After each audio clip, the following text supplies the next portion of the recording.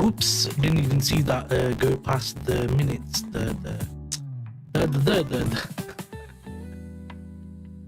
The 5-minute timer. Just trying to sort out link devices. Link a device.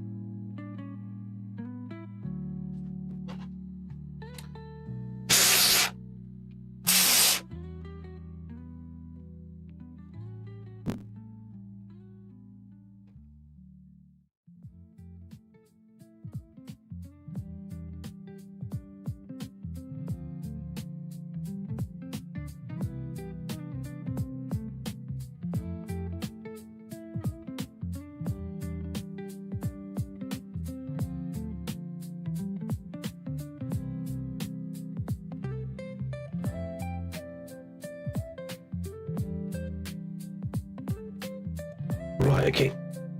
So that's been friends on charge because battery was like 95% on the way of being dead.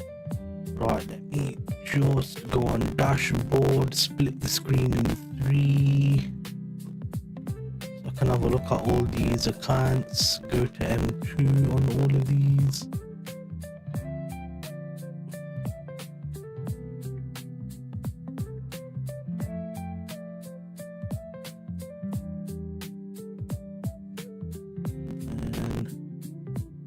Go to the dollar value on the account,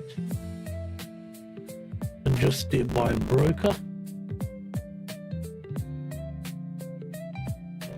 go, beautiful. Right, everything is set, ready and set.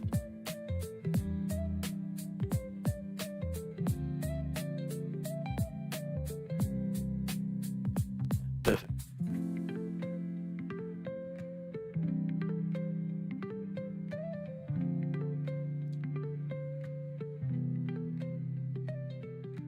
Euro has not moved much since yesterday.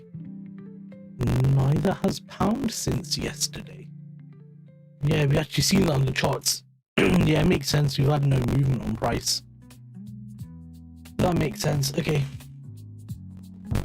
So let's look at the calendar today for news, just so we know how we're starting off the day, because I've literally not had a look at the charts. So we got Bank of England policy. 12 o'clock, yep. London's completely clear. So we got 3 London session, and then New York session's gonna be good as well, because we've got US CPI, jobless claims, European Central Bank rate. Now today, New York session might actually be quite good. We'll definitely have movement, that's for sure. Right, okay then. So if we sit on M5 and just feed price and try and figure out what's going on so far.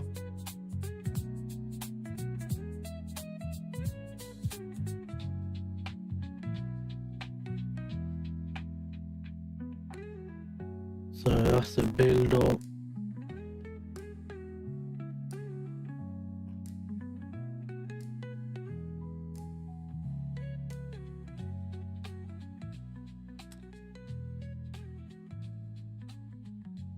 Took that lower, build up, sweep, continuation.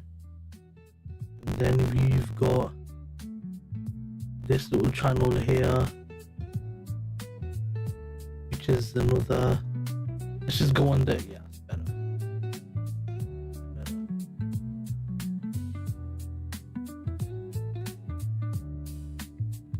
Build up there.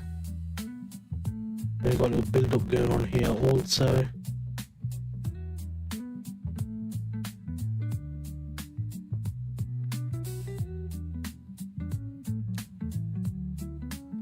More of a compression there than it is anything.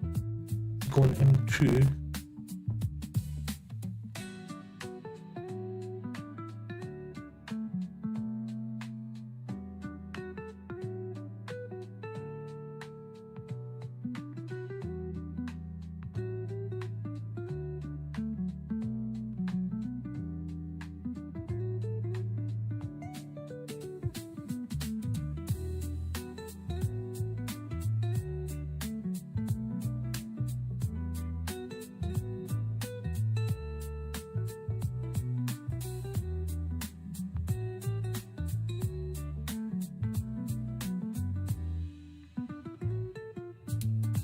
Then on M1 you have this little section here as well.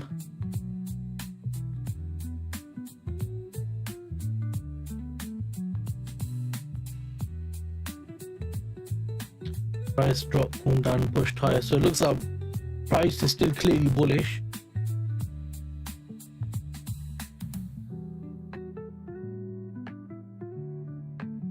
I'm going to switch to M15 for a second. I don't think we're going to get a 90 pip drop, so I think that might go over to Friday. And odds of getting more of a drop from there. Actually no, because you have the policy rate decision, so yeah, I suppose that's okay.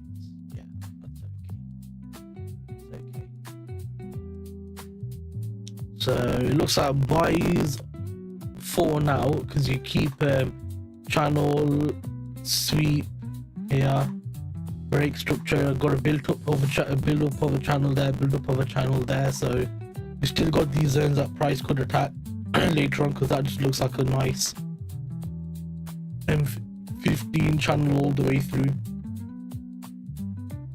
So I think price is bullish for now. If I want to see a reverse, I need to see a clean, clear-cut reversal for shorts, or I need to really keep an eye on how price is moving for a continuation to kind of get into that. I'm just gonna put that out. It took it by how much? By 0.8 pips. I would prefer more, you know, on GJ, more like, I don't know, 1 to 5 pips would be better because of the way the volume is on it.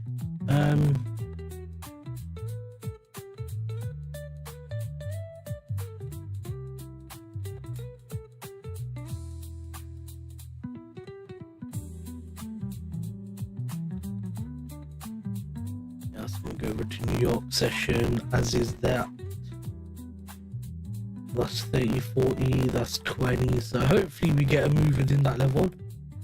That's 80, that's gonna go over to Friday.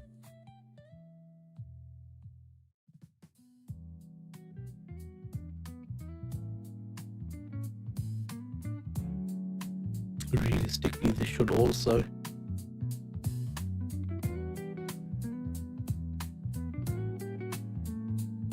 And probably this as well.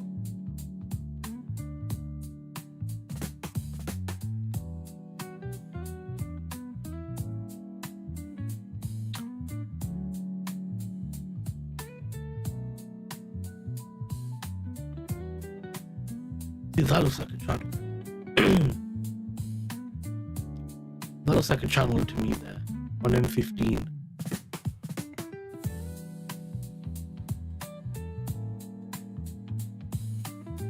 But then if we go on lower time frame, when we look at that,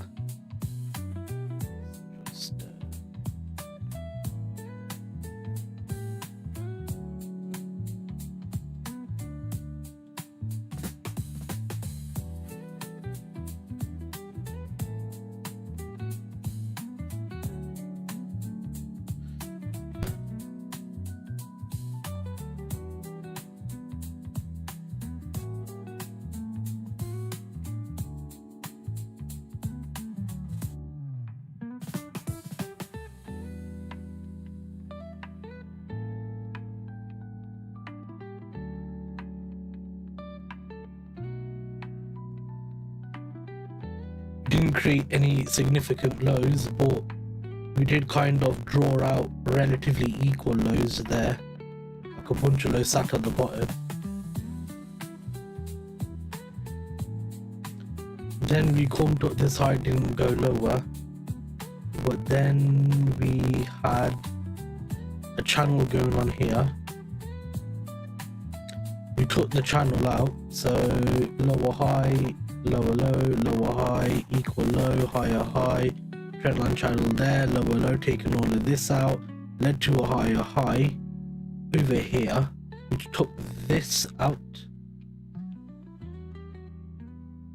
or you could say this level here.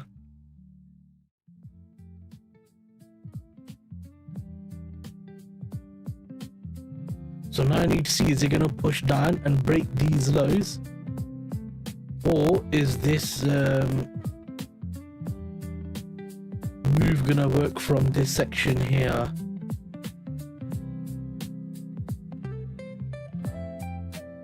This is very balanced though. On the top side is quite balanced, and on the bottom side as well. I'll have to pay attention on this and just see where it goes. What to say for now on GU. So sit on M2 and we'll just keep an eye on it. Drag that out because I hate it when I can't see the fall. That's better. Much better. Okay, Euro then. So what's Euro doing?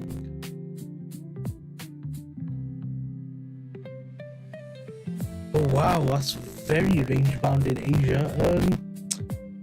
It's a bit harder to read that.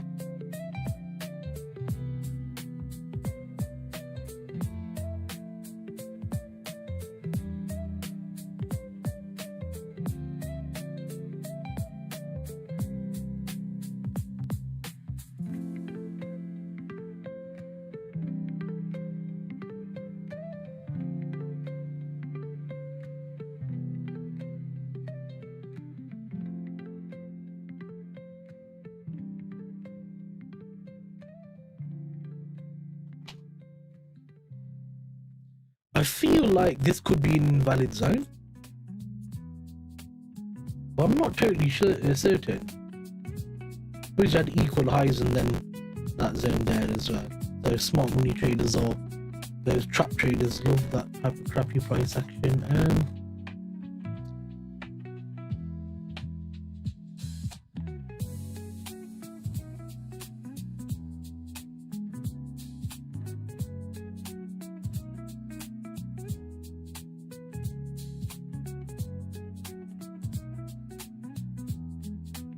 Yeah, I'm not sure on Euro either, in all honesty. It's a bit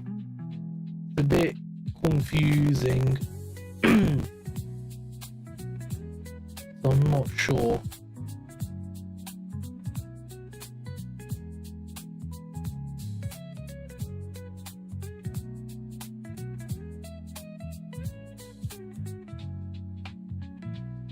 Let's go to CHF then. CHF might be the saving grace of the day, who knows. Yep, 70 pips, 60 odd pips, that's not happening today. That's going over to tomorrow. That's going over to tomorrow. That's also going over to tomorrow. That's fine. And is that? Can work with that, that's fine, no problem. So let's go M5 from M30.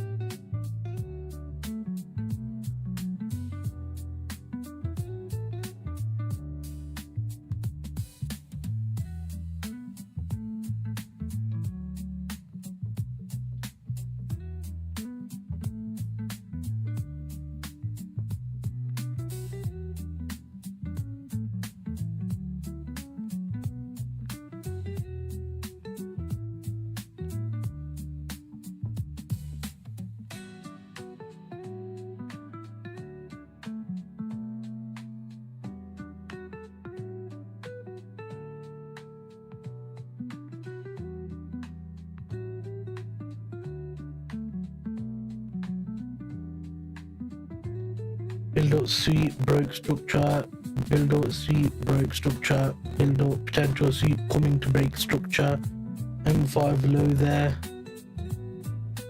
price tagged it here, giving a reaction, potentially coming back down. So this gbpchf actually looks clean today. Isn't this a surprise? Normally it's really like ugly, but this is not looking bad.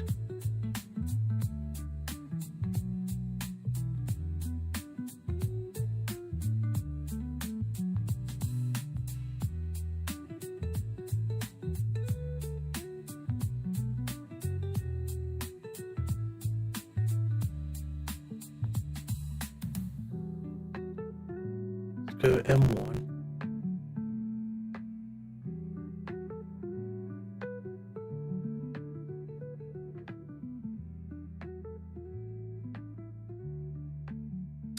I think shorts look better on this. So I'll have my little arrow there to say shorty please. Yo shorty. Anyway, I'll have my little arrow there to say shorts on that. I'll have my little arrow one here to say we think we're going long on this. We're not so sure, but longs look like the possible play.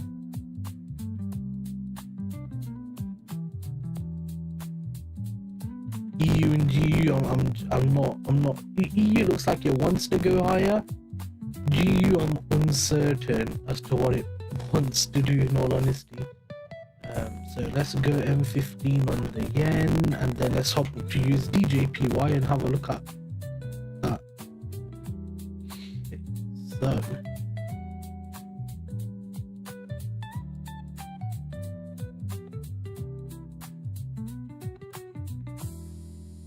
how many pips is that down? That's 80 and that's 60. So we can do New York for Asia low.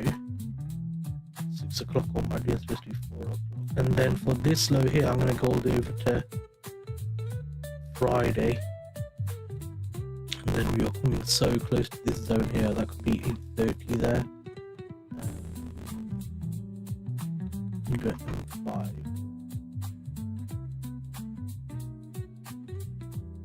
But what I'm seeing here,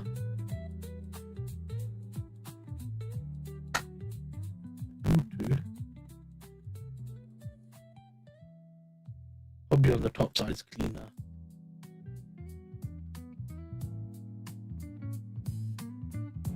Yeah, I thought so. Looked like a bit of a channel going on. Let's see what's happening here.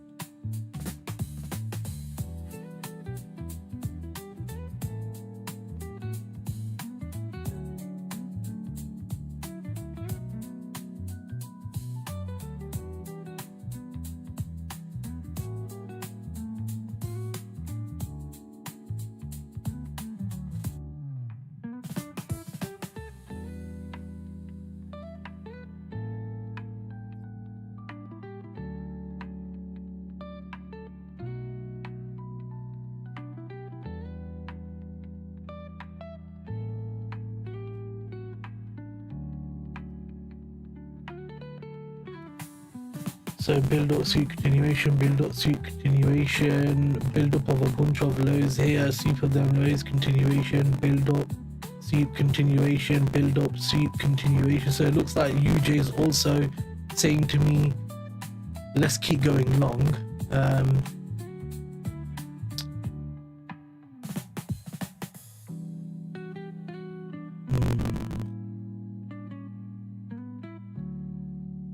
We've got Asia major high right here, so we just sat at that level there. What's going on to the left? Have we got any other levels that we could come across? Not really, no.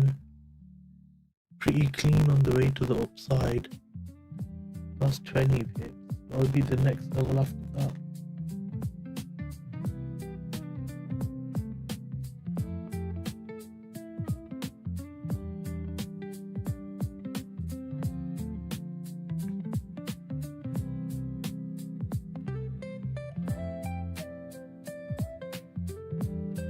That'll be 23, and then after that it would be all the way up here, so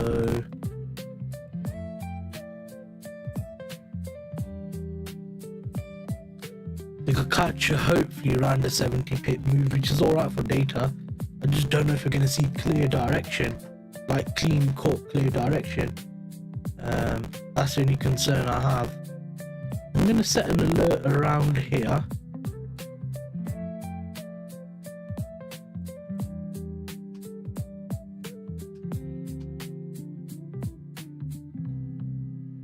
I can keep an eye on that.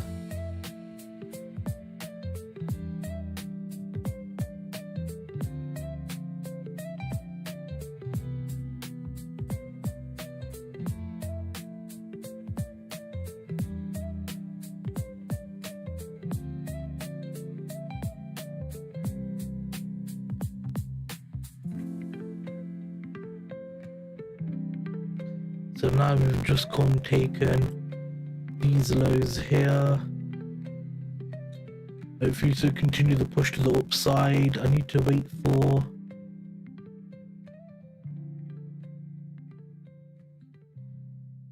break structure.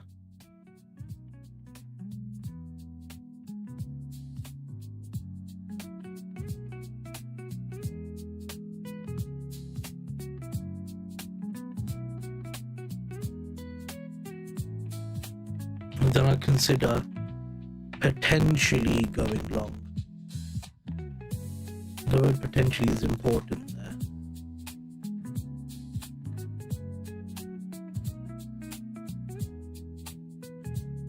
Man, the spreads on UJ are so good. It's actually really good spreads on UJ.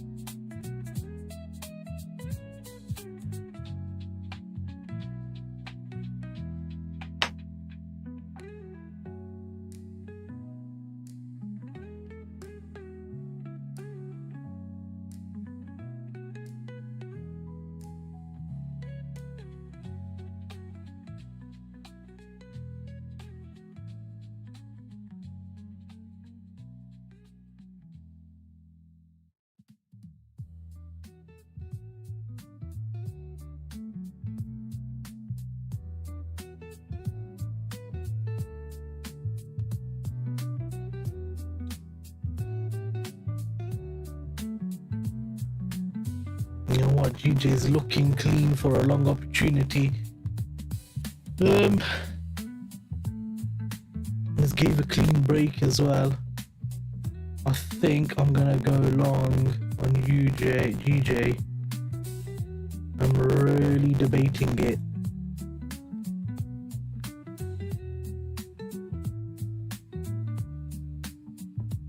Yeah, you know what, I think I'm gonna take a long on GJ, sorry.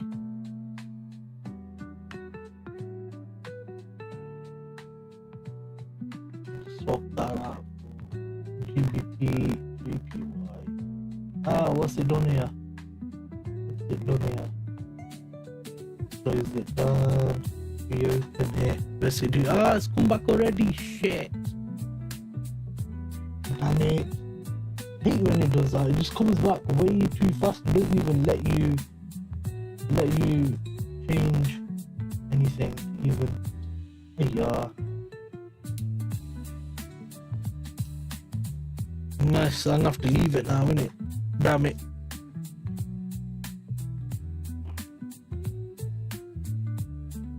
I don't think it tagged the zone yet. I think it just missed it. Odds are it wouldn't have tagged because it spreads anyways. That's fine. Let's wait and see now what happens. Either the zone will fail or it's going to keep going.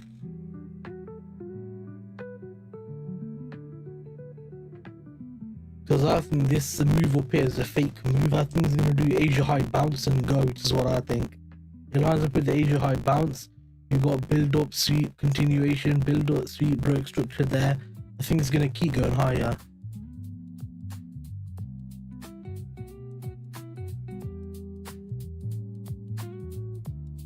The UGU still very confused on what to do with them. If it breaks structure here, makes a higher low, and starts to come up again, then it looks like this invalid zone might actually hold. But I would prefer that to fail. But obviously, if it doesn't, then it is what it is. You know, you can't control everything.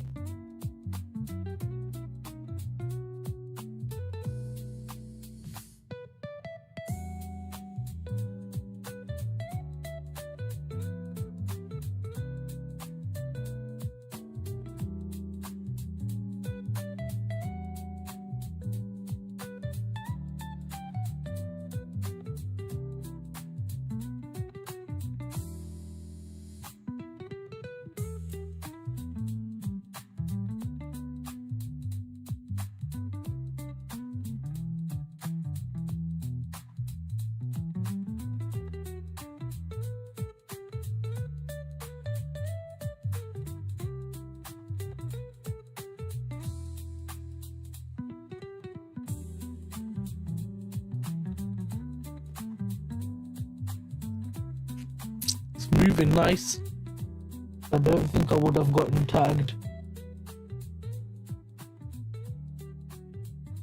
because the entry was 46.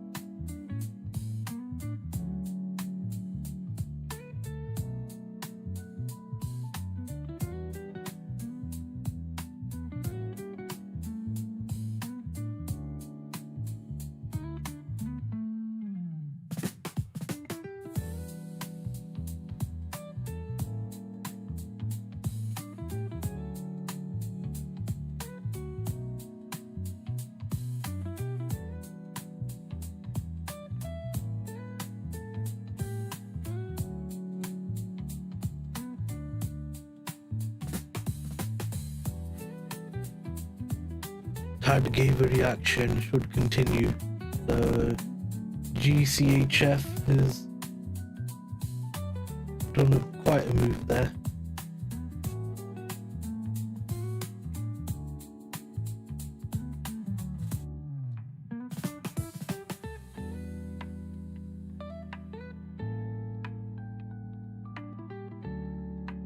Spreads are quite big on it today, aren't they? So let's look at UJ really quickly. Still sat in this channel.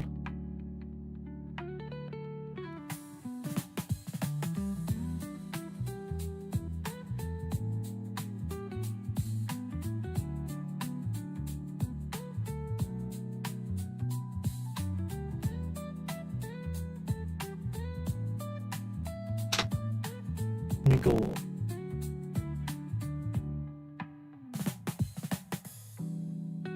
That's from Asia high and takes out that channel as well, or kind of takes out that channel kind of.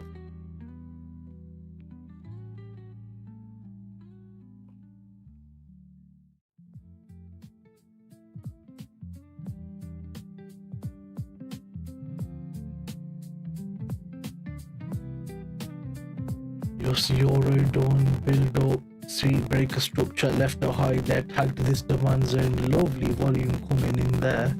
So I'm reading that without difficulty. GU, I'm not sure about GU.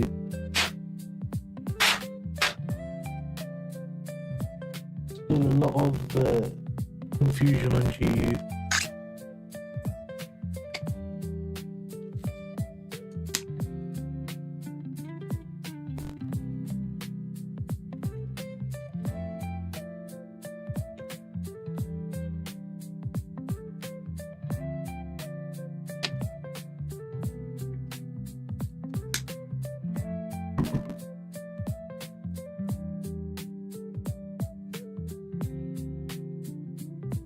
I think after today, I might need to stick a 0.01 lot on all the accounts for the inactivity thing.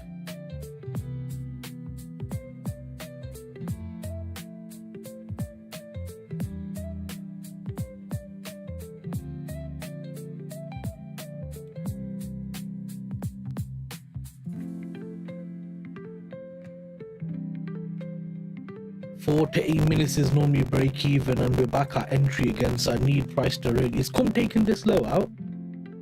Now it's actually come into this level.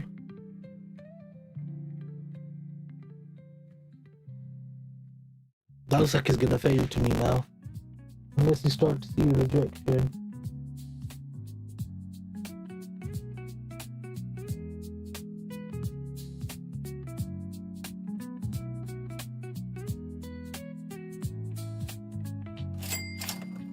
USD JPY is coming down as well.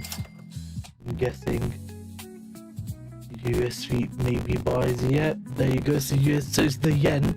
This looks like a yen strength coming in, which makes sense because tomorrow is the news for the yen in terms of their rate hike and possibly the statements surrounding it as well, which is going to be interesting. So I think we've had the yen weakness Monday, Tuesday, Wednesday.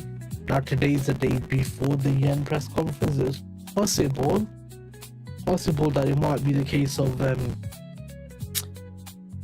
occurring, basically. Where we actually start to see the yen strength step into the market just prior to the news coming out. That's what I'm guessing anyway.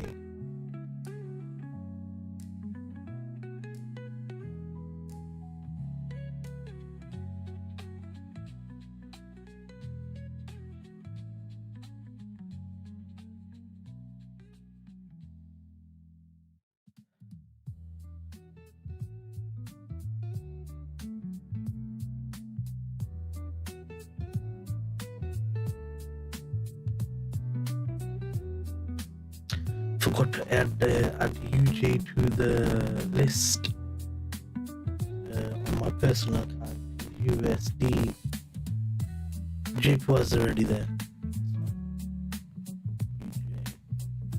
Bring that over here. Set the RNM5 with the template. Go. And GJ is absolutely through that level. Valid trade, but risky because of obviously the volume coming in. It is what it is.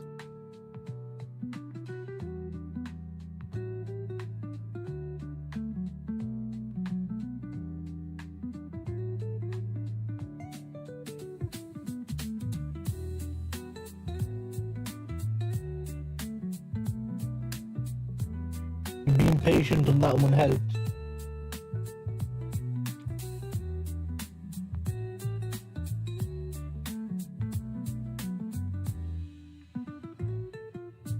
Pips has 20% off.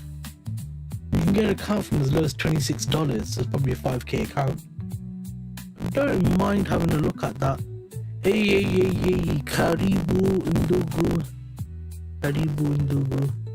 Welcome to Stratton Oakmont. I think it's just me and you, Mangi. I think those guys have called it. I've called it for the year. I wanted to go long on UJ. GJ, but looks like it's not happening. So higher low, higher high, higher low, lower high, lower low. Tried to short from here. You would have been taken out right there, unless actually let me have a look.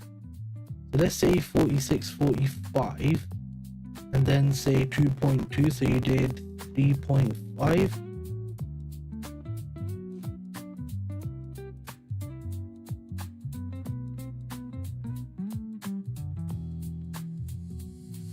Yo, shorts would have worked. Sell zone GJ, yeah, it looks like shorts would have worked. And then BE would have been in 11 minutes. Yeah, look at that, man. I did see price take out this level and... Wait, what's that high? And then I thought this is just a fake move because the whole of Asia has been bullish. Build up, sweep, continuation, build up. But then I did say that price could sell and take out all of this because on M15, all of this is basically a channel. So it turns out the short idea was right. I just focused on the long idea.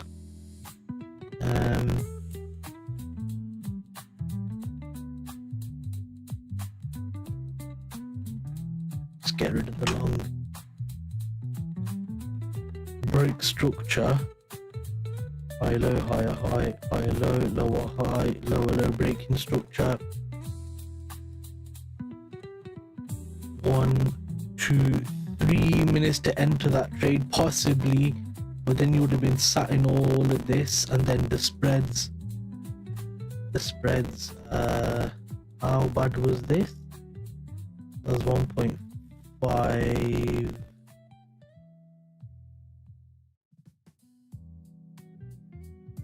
You just draw a pencil line.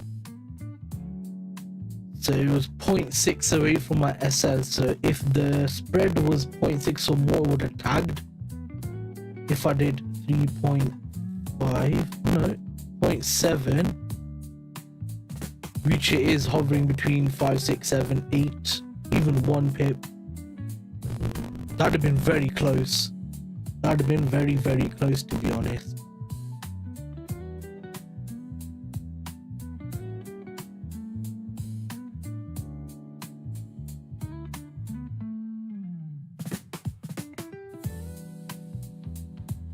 Yeah, I see that now. Yeah, M1's been tricky, bro. Normally I'm really good at calling direction. I mean, I did say shorts, but the issue is flipping between them is difficult, man, because as I said, M1's so misleading, in it. Oh god, wait, I forgot to look at UJ.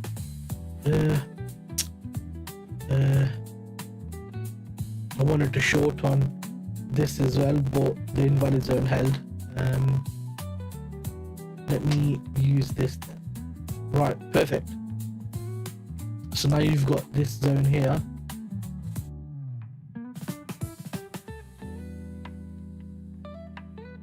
UJ still looks really nice for longs. It's taking this level out. Beautiful.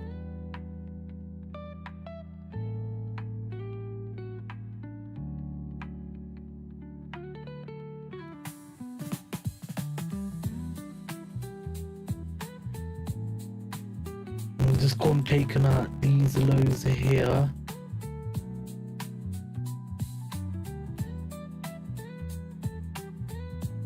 And we've just come taking this channel as well. So now we need to see what is GJ gonna do. So are you in sales on GJ then, Wangi?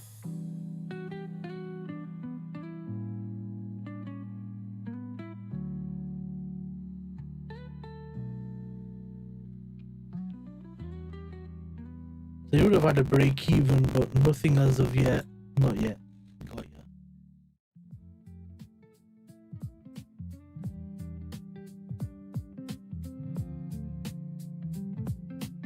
Oh, London open in a second.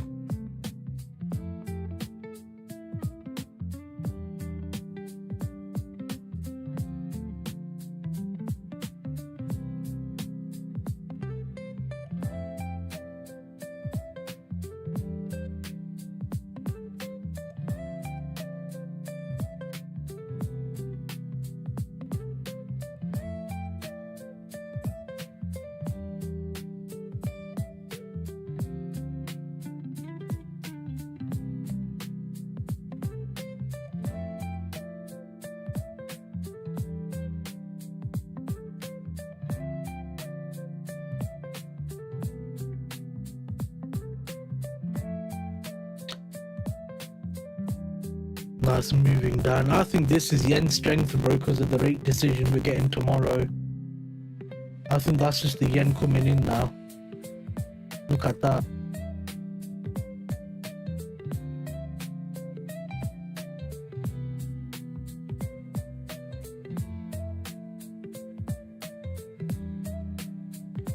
Oh, I said I wanted to see 1 to 5 pip sweep, but that was a 0.8 pip. Look at that go. Look at that volume go. I'm gonna watch this back on the live stream and see where I went wrong.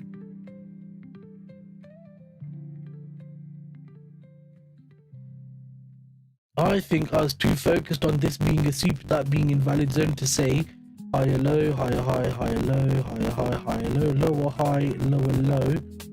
Price comes in, takes out these with the sweep of these highs, then comes down. Yeah. I don't like trading the entry model. I do not like trading the entry model. What to say, man?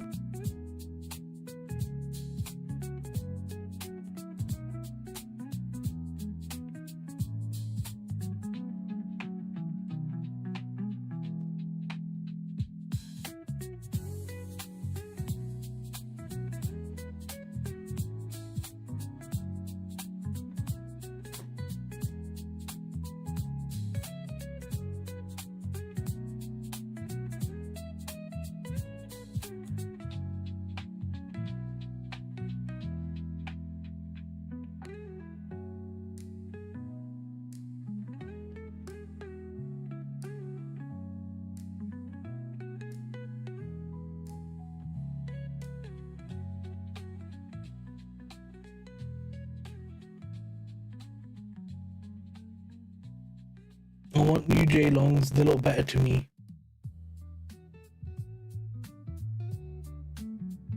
Look at DXY is pushing up as well. eurusd fell quite hard. Come took out these highs and dropped. You see that right there? That's actually quite clean.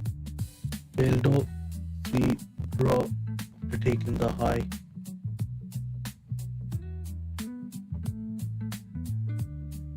Yeah, that looks better. But now yen's already gone all the way up by 8 pips almost, right near the invalid zone. That's no good. This is signaling me to go long, by the way, right now from this price action right here. Because this could easily be a break-even trade. Price is coming back to take it out, and then this is the move happening now. 2 minutes before London as well.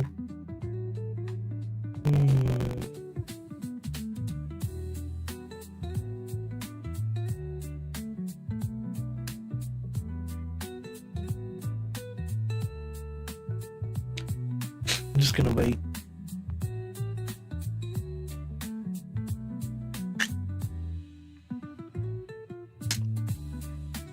If London signals that shorts are going to continue, then I'll take it. Because this Frankfurt move could just be a bunch of manipulation, or whatever you want to use the word. However you want to use the word, sorry. That's what I'm thinking.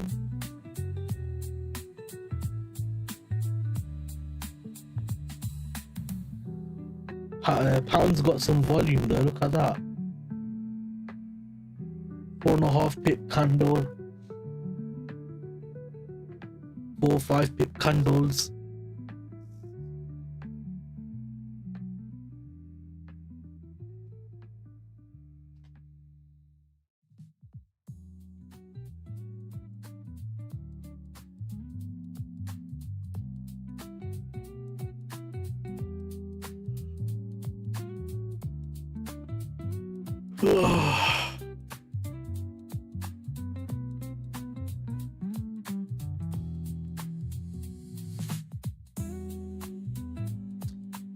Are you looking at anything else, or are you just looking at GJ Mangi?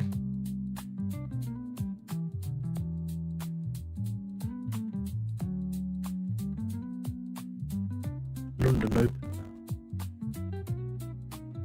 euro is falling.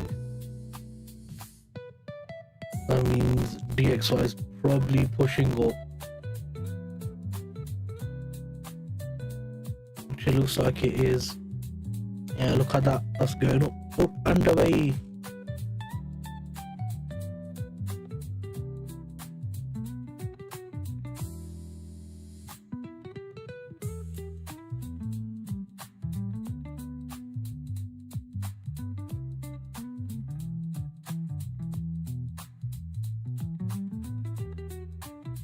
What's it doing on M1? So we've got 1, 2, 3, 4 highs there. Let's get rid of that.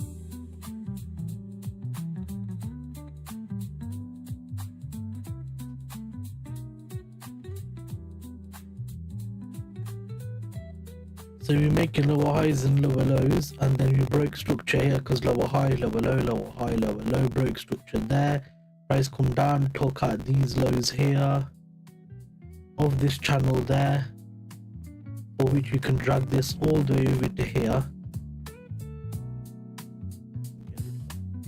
and then get rid of that there. And then on M5 we've got, okay, maybe not 5, M4 we've got this invalid zone up top.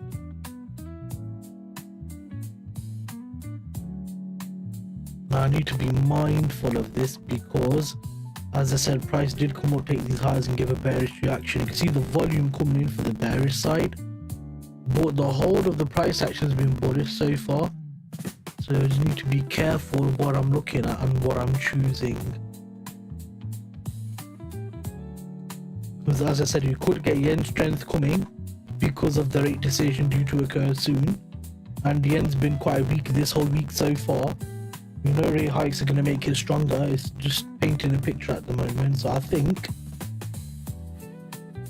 if I can see, obviously, so we broke structure here. So we made a lower high, lower low, lower high, lower low, higher high, higher low, higher high. Then I'm willing to potentially go long. If we don't see that, and instead we see lower high, lower low, lower high, lower low, higher high, higher low, lower high, lower low, I might go short then. You just need to be careful.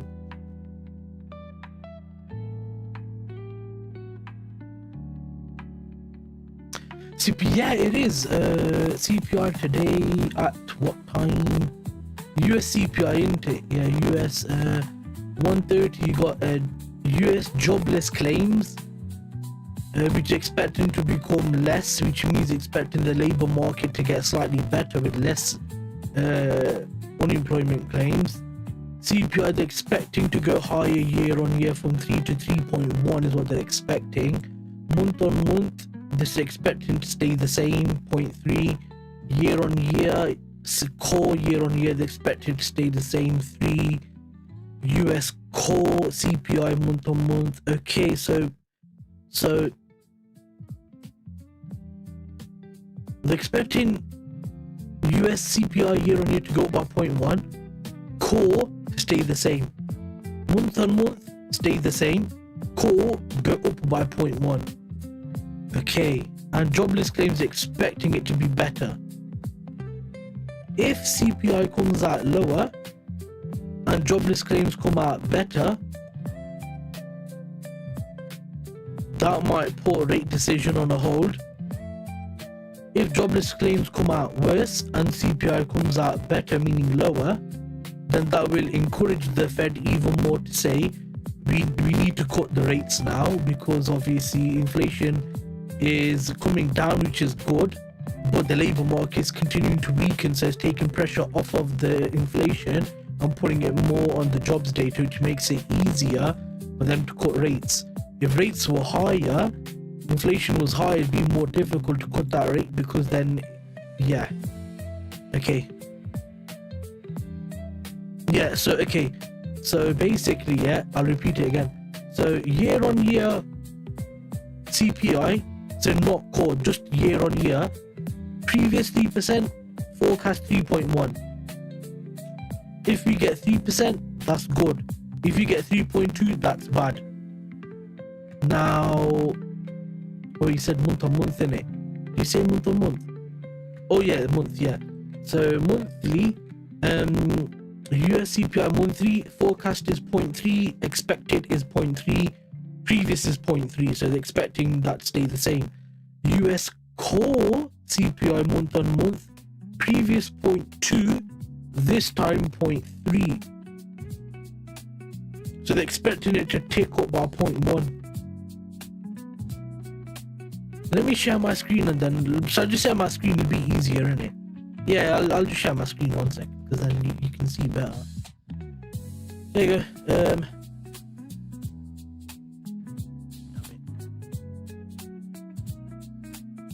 it. There. So core, so let's do the core. So core CPI month on month expected to go by 0.1. Year on year stayed the same. US month on month stay the same. US year on year go up by 0.1, and jobless claims to come down, meaning growth in the jobs market. Now let me keep an eye on these bloody trades, man. I don't want to end up missing something.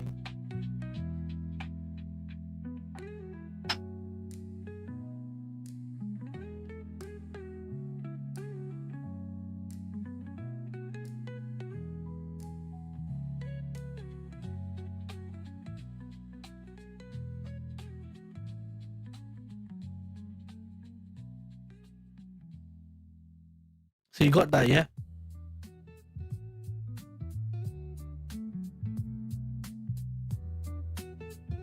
Forex Factory doesn't do month on month and stuff like that. That's why I use Financial Juice. Financial Juice is better, and FX Street News Economic Calendar.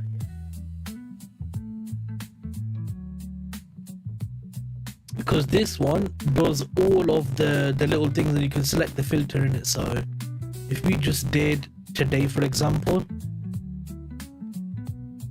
even on here, we can see it here: consumer price index, CPI, year on year, core, month on month, jobless claims, 4-week averages.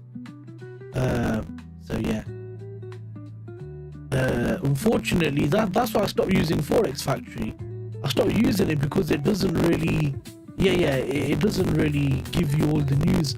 You know, I realized it with Forex Factory about 3 months ago. They started to like not code red folder as red folder, like GBP, like jobless claims and stuff like that would be a yellow folder, not a red folder, when it's supposed to be a red. And then I stopped using it because I didn't want to get stuck in like not seeing news and then trade news, and it turns out red folder, then prop firm says you failed because Forex Factory is being an idiot. You know what I mean?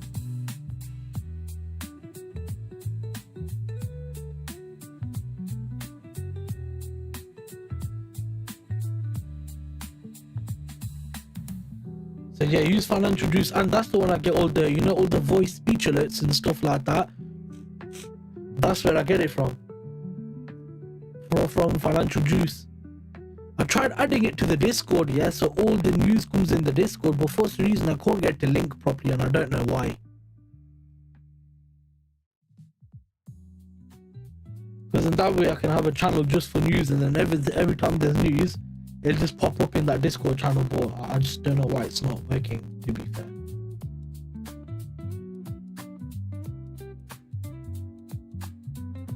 Okay. So we've come up, we've taken all of this channel, all of these zones out pretty much.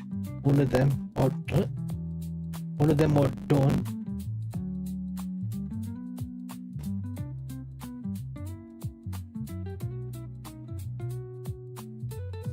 Tag that zone once, tag that zone twice, build up, sweep, broke structure, yeah, I see that. Now, are you gonna give a short or not on gbpchf? Let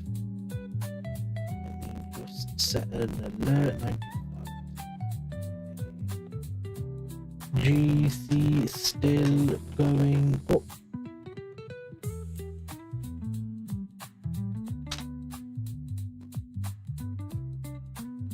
Sit back on UJ. So yeah, that's pretty much it. Now UJ is, you had volume come straight in from here, but the London Open had straight into that zone, made a lower high, lower low, yeah, lower high. So high low, higher high, lower low, lower high, possibly coming to make a lower low. Internally we're making a higher low and a lower high.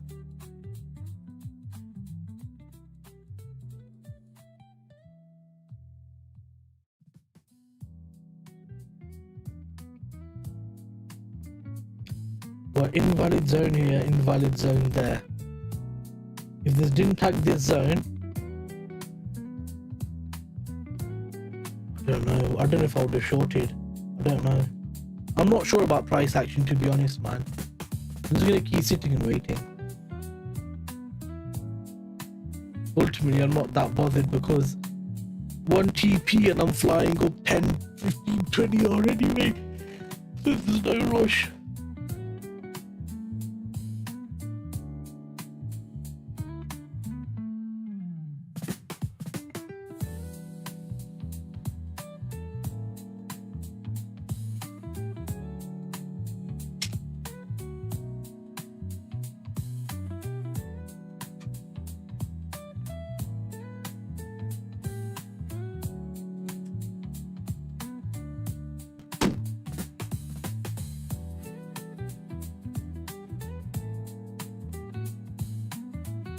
You broke structure there.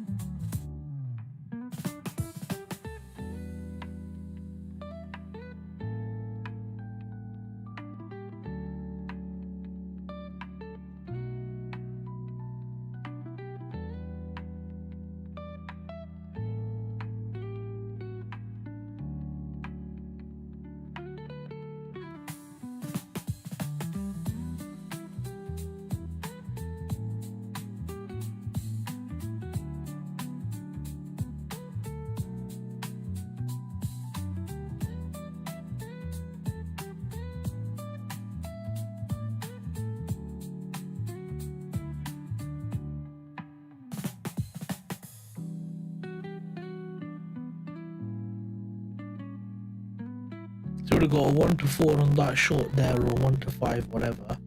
Now I'm just looking here to see what happens.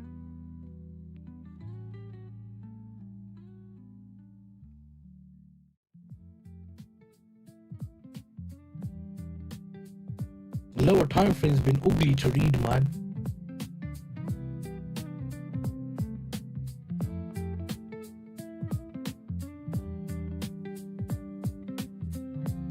Let me just draw out this invalid zone.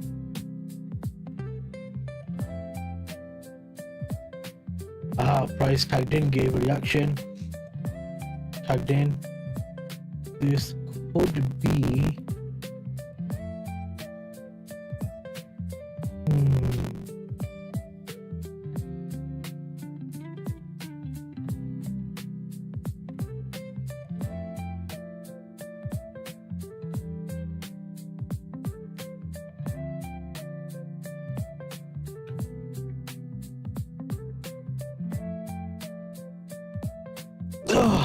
Oh my god. I need a breakfast bar, man. Ooh, hungry.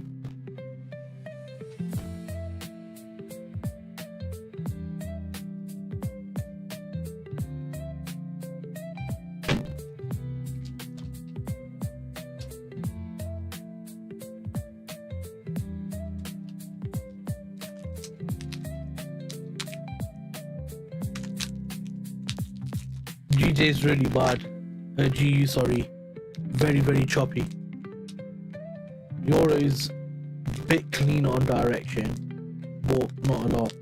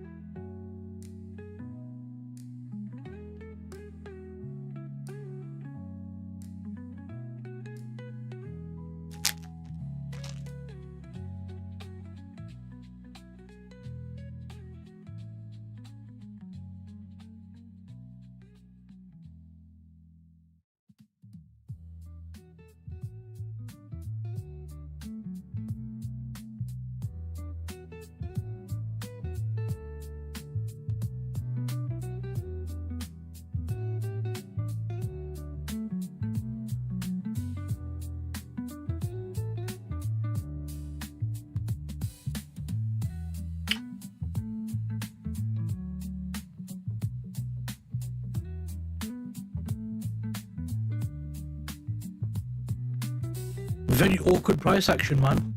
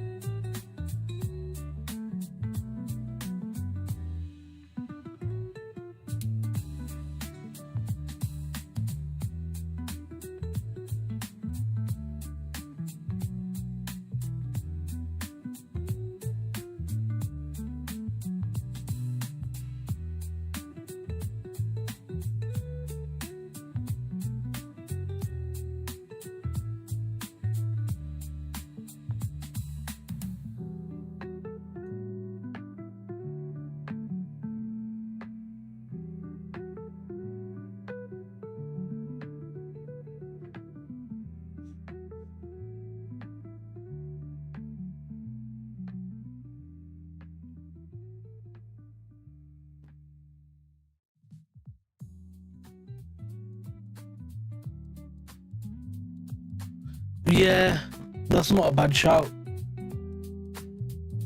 So look at that. This tagged into this supply zone here, dropped down, made a low high, tagging into there, broke structure, tagged into there and starting to come down.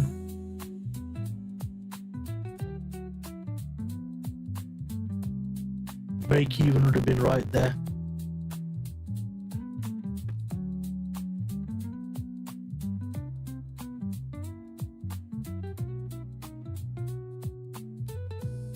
I've not looked at gold.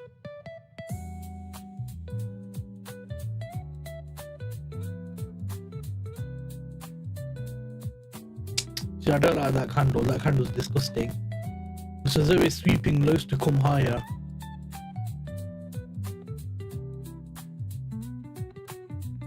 That's better though. The candle's a bit better. Before it's really big doji. Big wick on the downside. Let me have a look then on gold.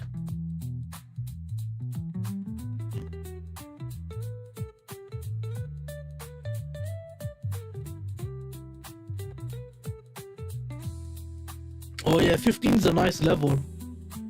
Yes, so off of that key area, which is 18.2 to about 22.82.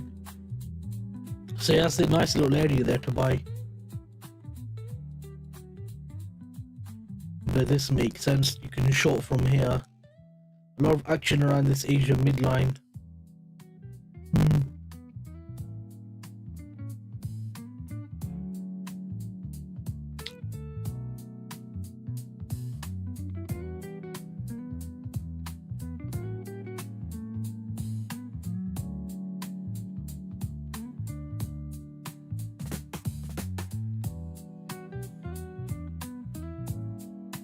But gold bars do look good at that level.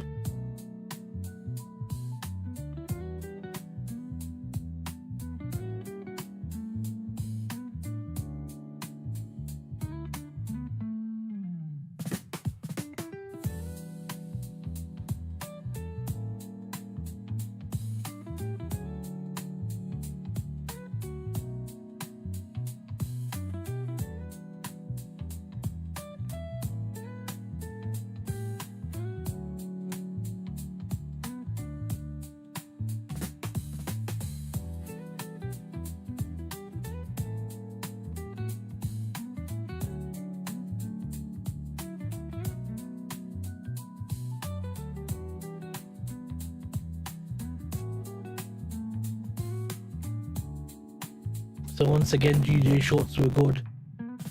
If you would have taken it from here, would have been right near your break even.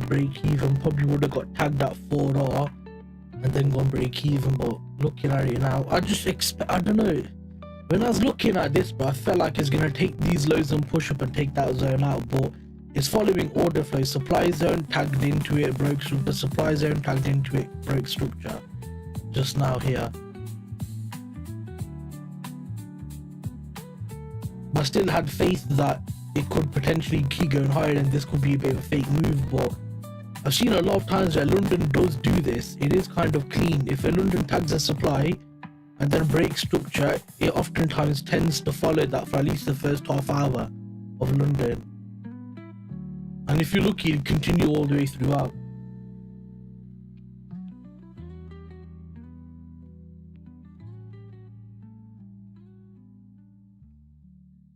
And then obviously, if you just cover that supply zone into 3.5 pip SL,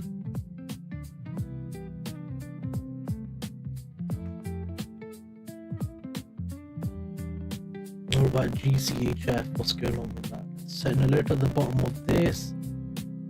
We'll do that 10.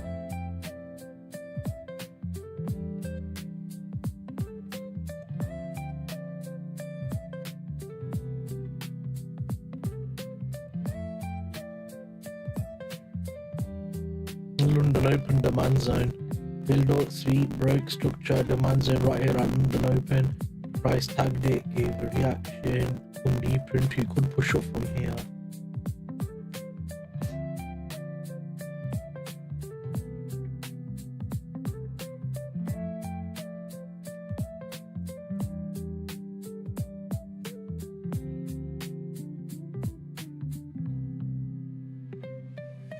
GJ is weakening off more than UJ is.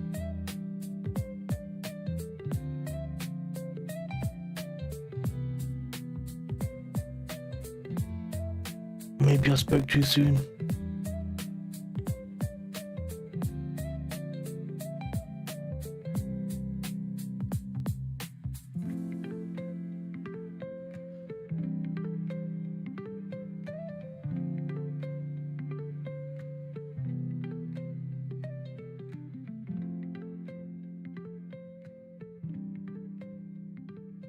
Man, December's been a tough month.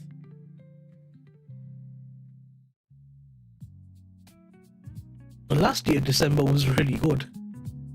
I didn't trade it, but it was really good.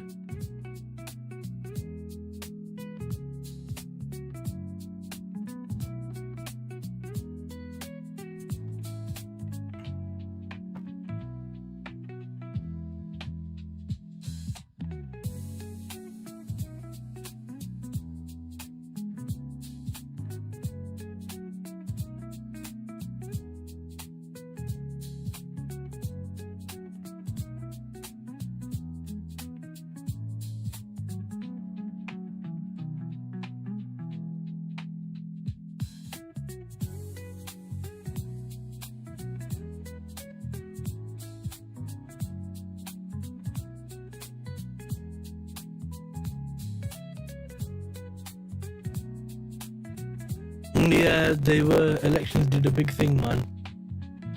And the inauguration in January as well, which led to December possibly having a bit more volume because of the inauguration was the first week of January, I think, was it not?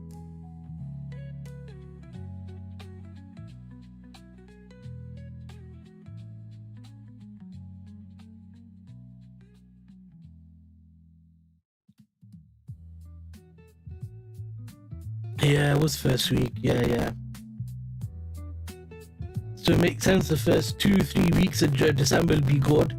Then you get Christmas week, New Year week, and then it'll be dead those 2 weeks, and then obviously pick up after that.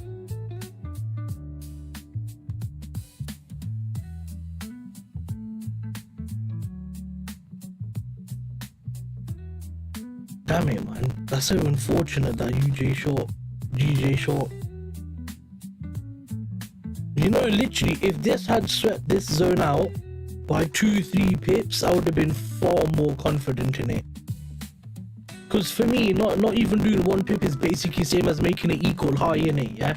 And if you got 3-4 equal highs and you get a 0.4, 0.5, 0.6 pip sweep at that level, it was third week. Yeah, makes sense.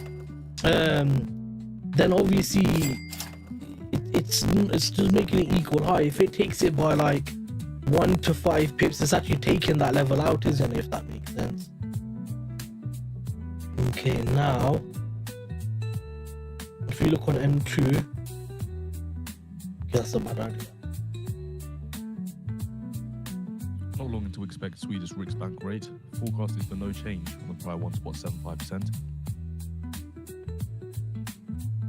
Got the man zone right here, M5 zone right there. It's just been tagged on an M5. Now if I was gonna short, I'd look for the supply zone. I'd probably say here. Actually no, that's broke structure and tagged into that already. There's no zone here for me to enter from. It'd have to be that one. That's the only clean zone. Price break structure tagged into that zone already, so I can't use the zone that's already been used. So I'd either have to wait for price to come take this high and then give a drop down, or come up and take this high then give a drop down, or short from that supply.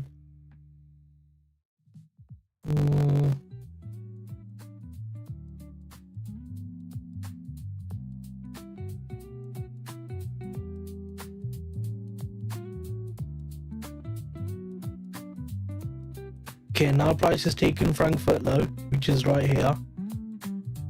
Basically right near London Open.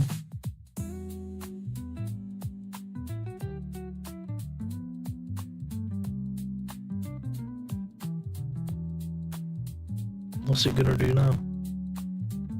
Yeah, third week.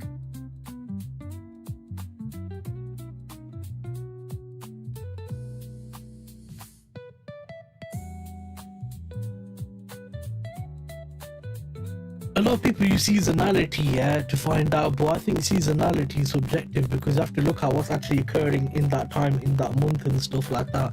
Like you get Bitcoin does good in the end of the year, but it's died really bad the last couple of month or so. Just because seasonality says something doesn't mean it's gonna happen. It just means there's a likelihood of it occurring over all those years. But I have to look at the reason why it occurred, because there's also the situation of why in it. Not just always happened last 10 years is gonna happen again. I use Bitcoin as a good example in it.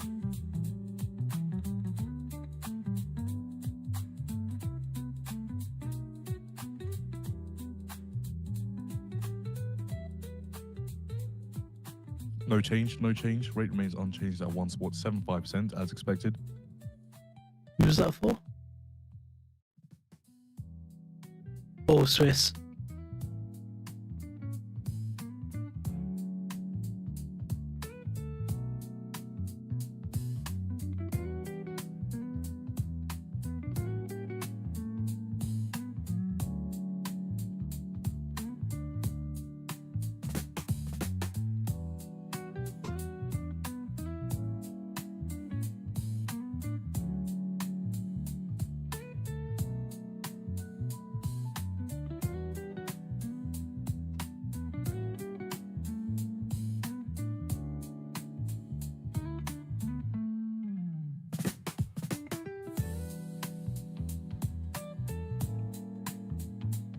So you look at that, yeah?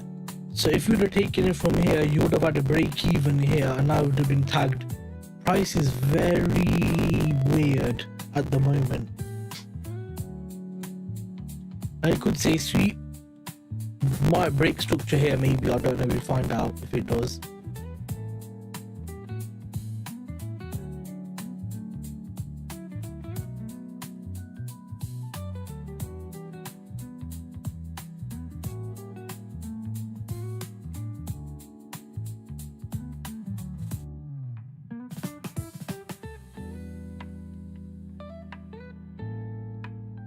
Now we've taken these lows, so 1, 2, 3 lows here.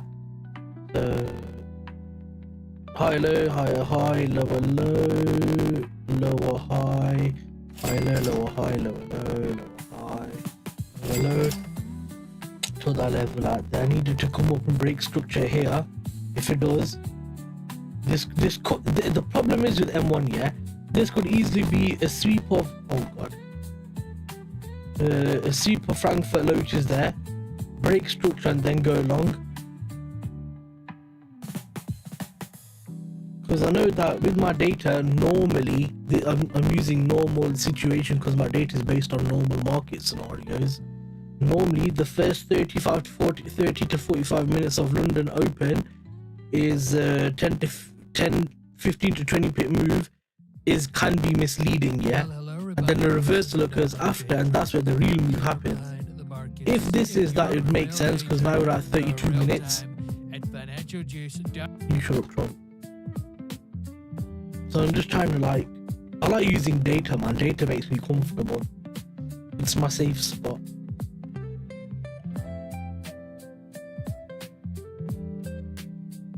We've even got a channel going on here, haven't we, I think?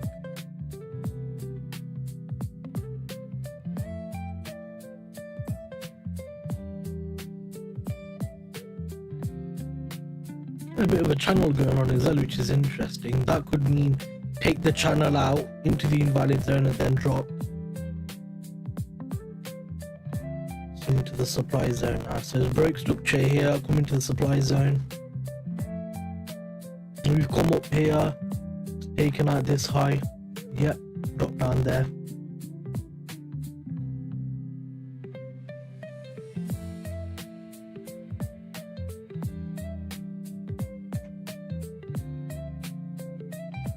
Still keeps going high, doesn't it?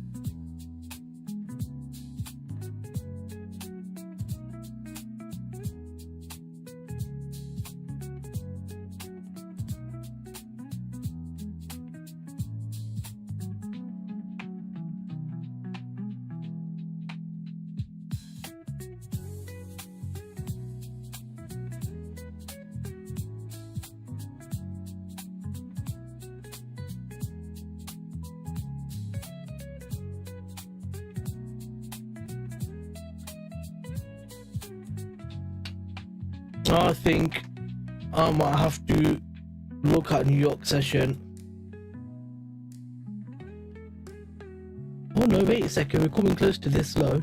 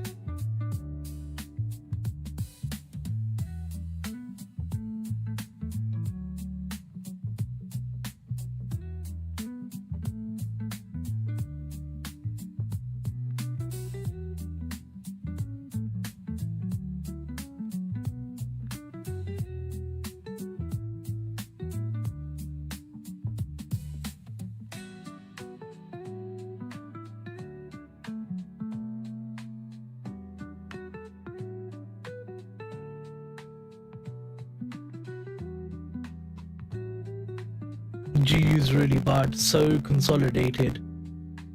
If you just go on M5, you'll see it right there. Not moving up, not moving down, just literally stuck in GU.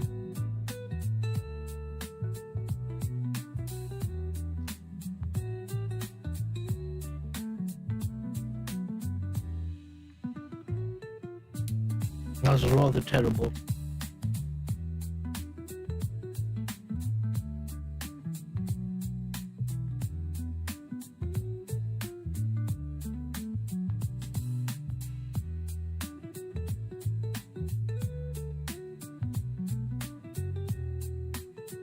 Yep, same here. Bye. If you're going, then peace out, man. Thanks for coming.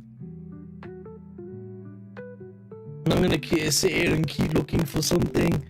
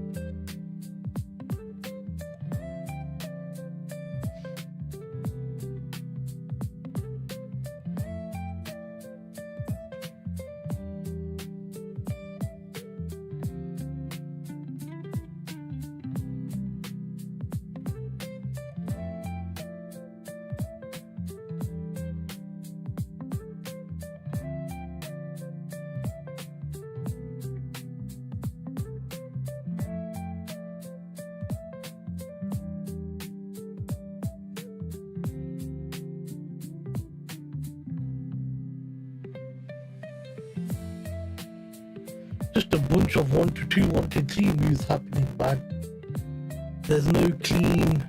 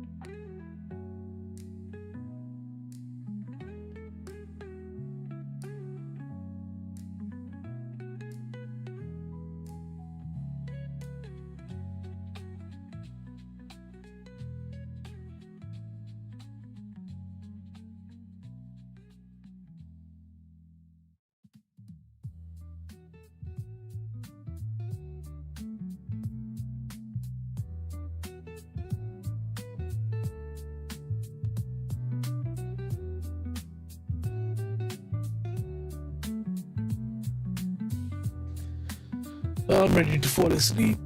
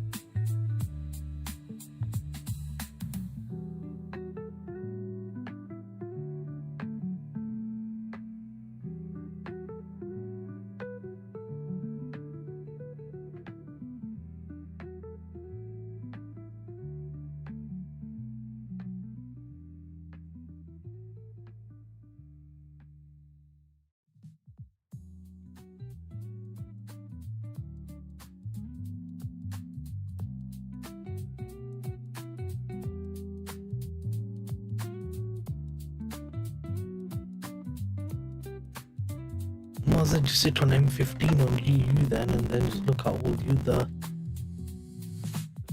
the others on higher time frame.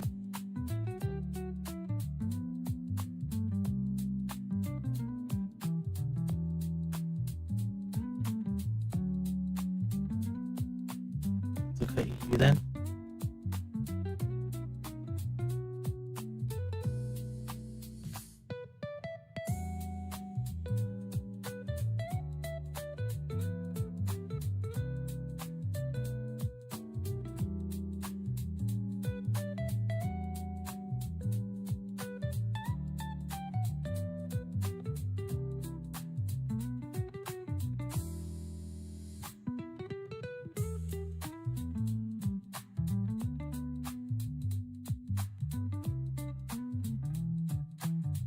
I think he's gonna come take that low in all honesty. What about GBPUSD? Build up, sweep at that level, short down. Oh, look at that. That's interesting.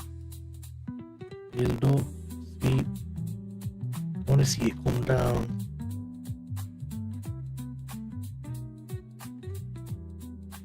Damn it, I had to do a dot, didn't I?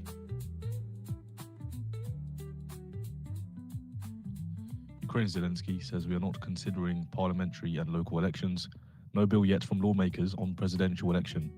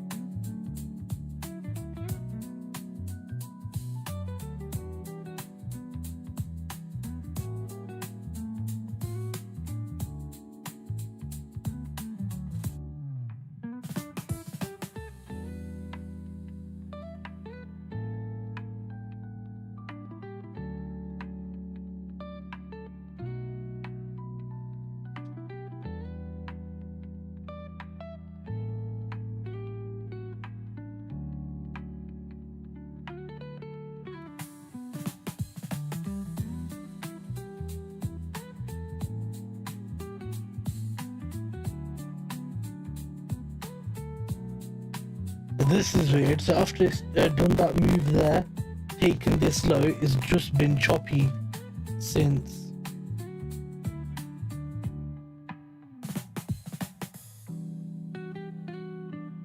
About 23 minutes. Pound slowly creeping down.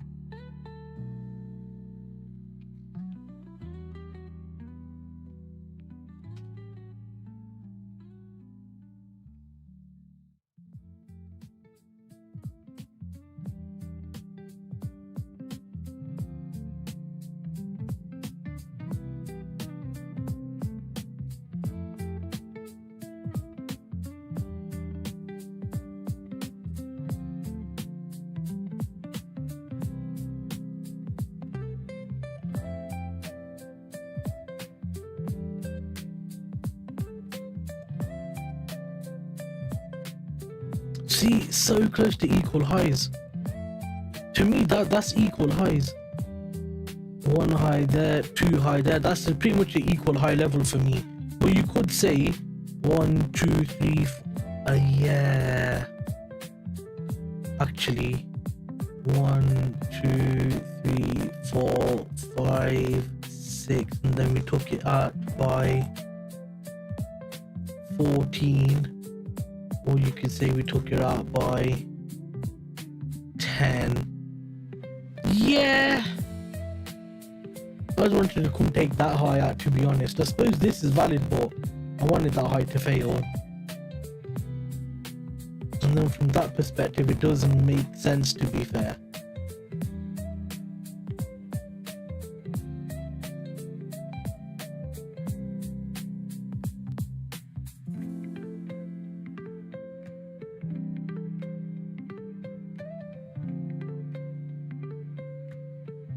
Then if you look at it, higher low, higher high, higher low, higher high, higher low, lower high, lower low, short from there, price fell all the way through the channel. So let's just do it as if I would have taken the trade. So it would have been there, then 2.2, so I'd done probably 3.5 there, would have been close to an SL. And then you would have had about 4.9 there. That wouldn't have been partials for me. Partials would have been 30 to 35. So around here, so 8.5-ish. Then you would have gone break even. You would have been tagged at break even here anyway. So then if you look after here, yeah, after that tag the supply zone, then you got that drop there, which their break structure here, tagged into here, 400, 2.7, would have done 3.5 on there. Same thing would have happened again. It would have been break even here or here, then you would have got tagged at break even again. So that's still really annoying.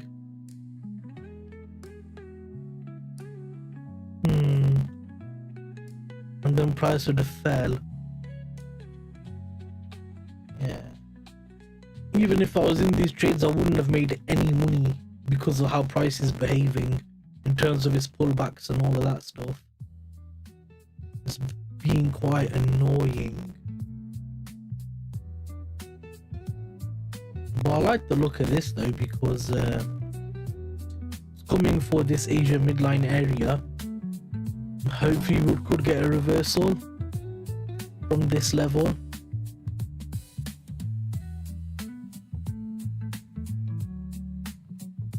I'm not too hopeful, but we'll see what happens.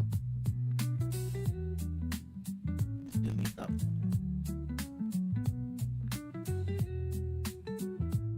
Gold. Let me have a look at gold. Go on the daily chart, because I think we're near all-time, yeah, right near all-time highs, which means people can start taking profits and stuff like that. This is what's happening here. Push up, take profits, drop down, push up, take profits, drop down. I've just taken these 1, 2, 3 kind of equal lows, I suppose. Massive drop through that level.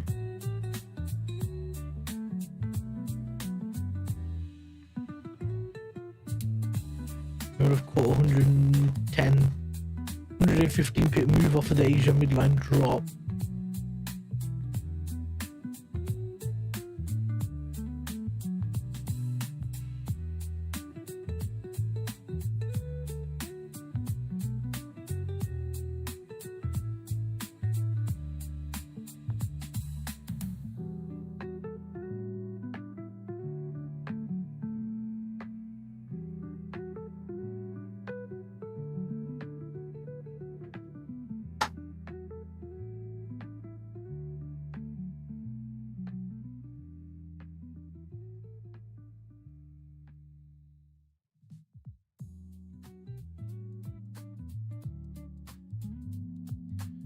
So GU is coming down, but UJ is going up.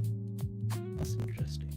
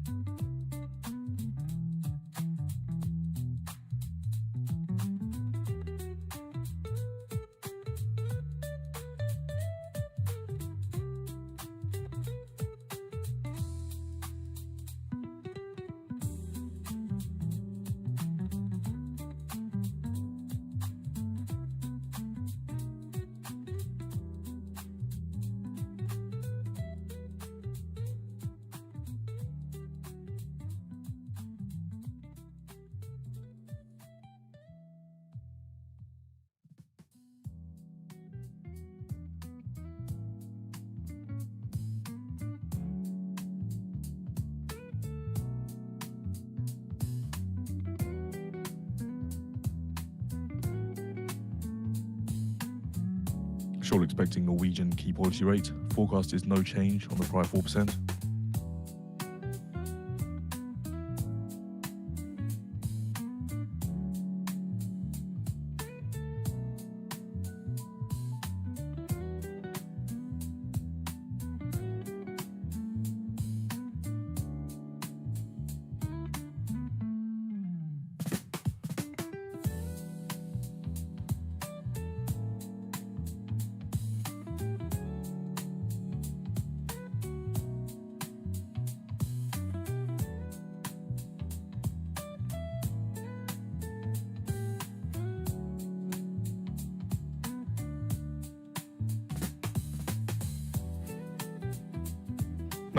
No change. Rate remains unchanged at 4% as expected.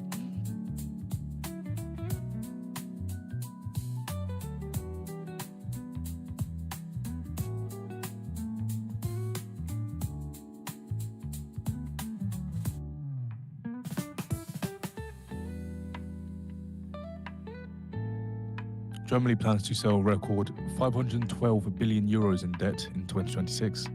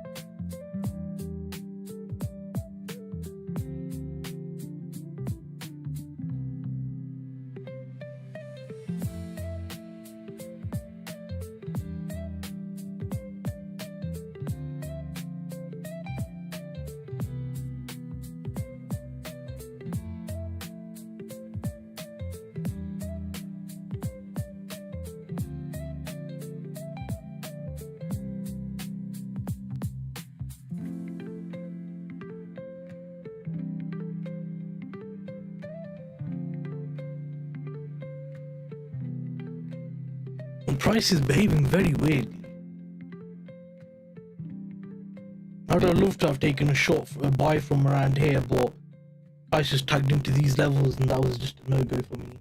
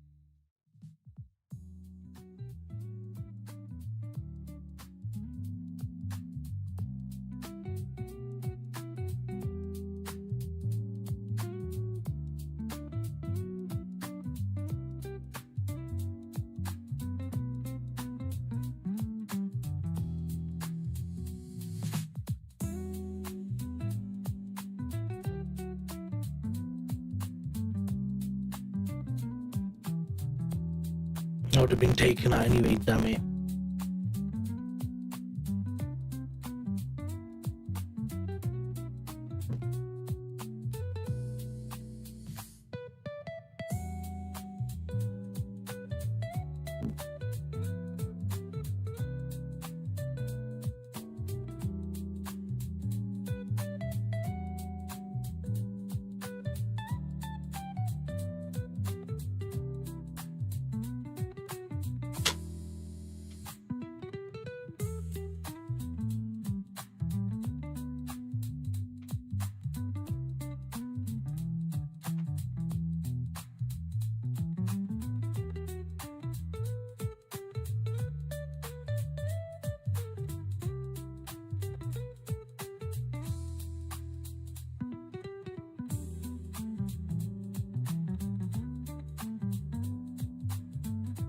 Wow, pound really fell. Bloody heck, look at that. Wow. That kind of come out of nowhere. I did say you got obviously all this channel down here going on, but that come out of nowhere.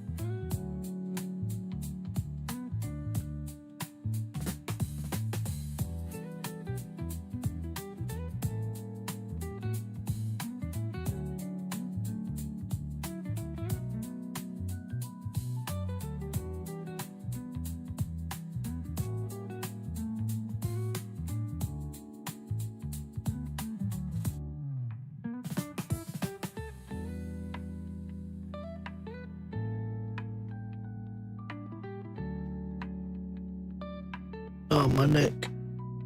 Blah.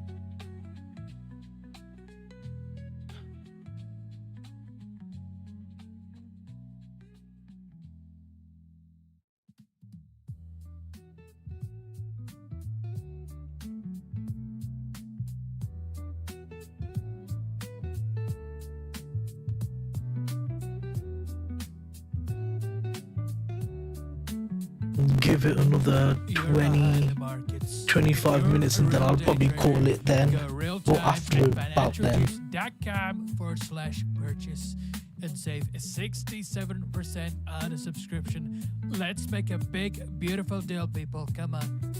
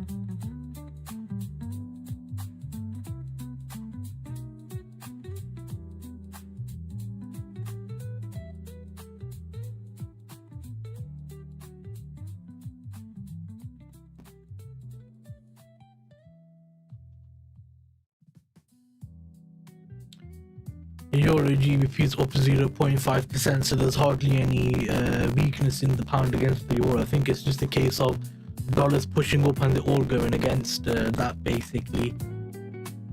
And I think yen is just strong because of its own increase in, you know,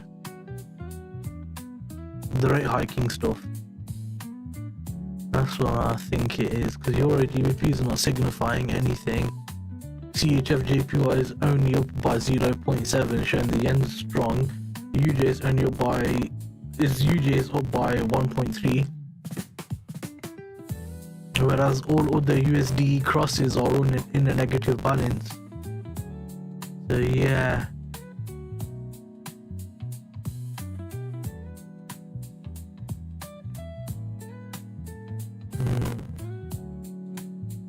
Interesting. Bitcoin's still down to 86, and that's gonna hit 80 soon, or 82, 83k quite soon.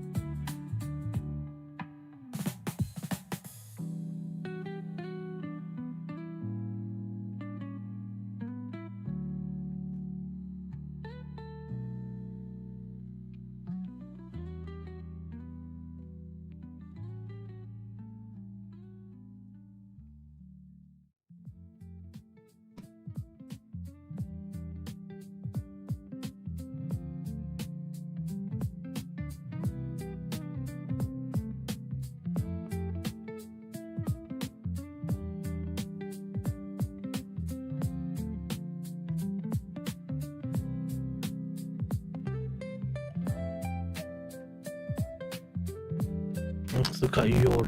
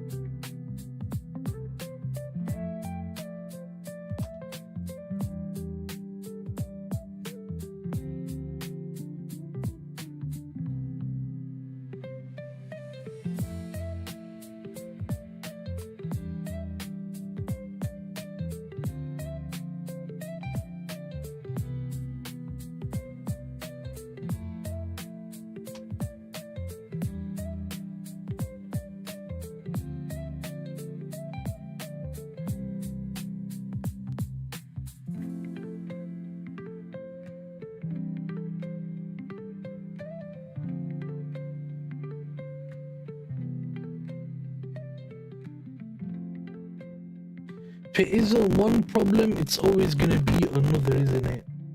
2-minute supply zone, we break structure here, we tag straight into the supply zone, tag the demand zone, break structure there. I swear to God, I just want a clean setup and just one nice little clean, even if it's TP1 like 4, 5, 6, 7, 8. Oh, I just need a clean setup.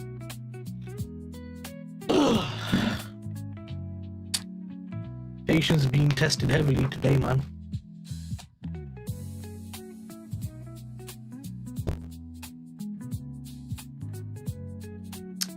There's a tiny bit left. I just wanted to sippy sip of.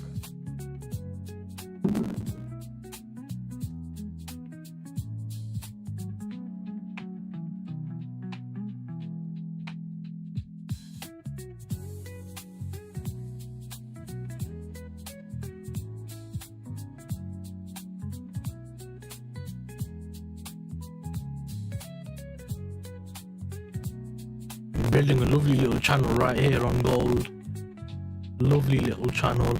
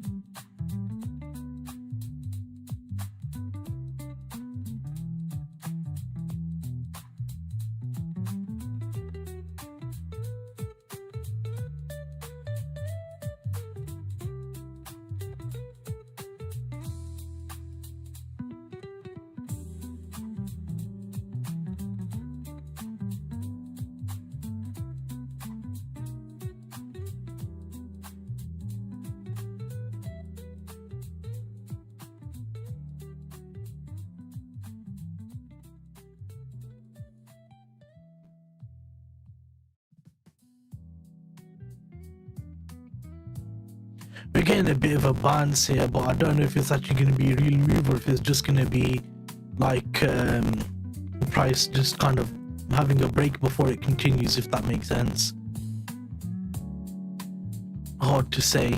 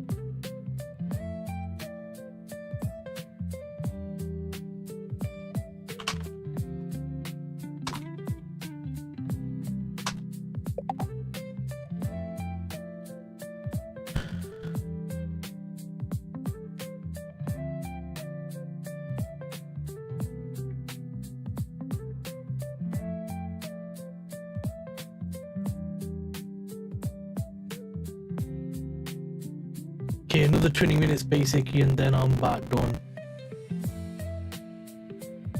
Whoopsie.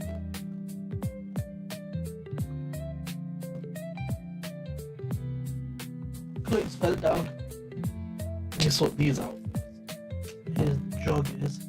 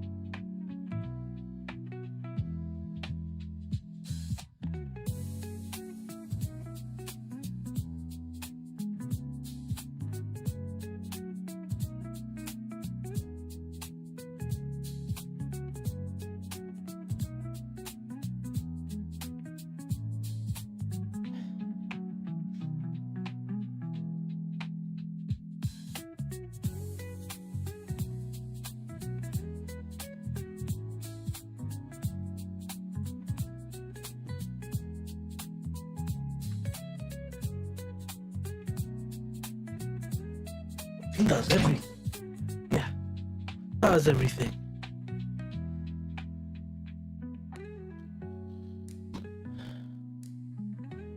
So anyway, price coming to that level, flew off from there, broke structure there, missed any type of demand zone there.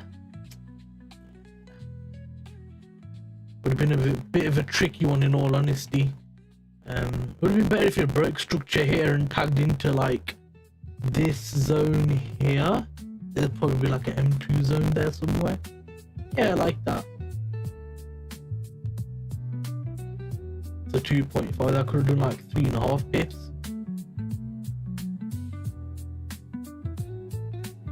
Plus 2.3.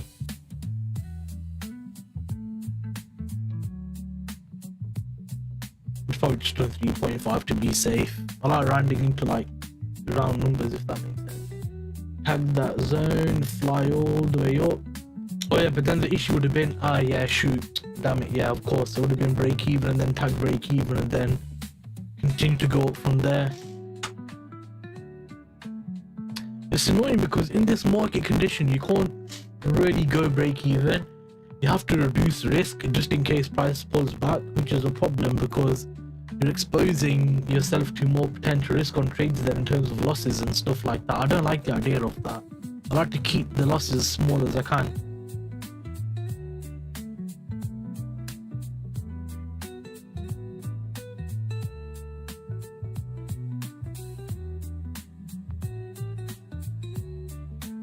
What's CHF doing? The CHF has taken out majority of these lows and go to M1. Just go over here. That is because of this in it, yeah.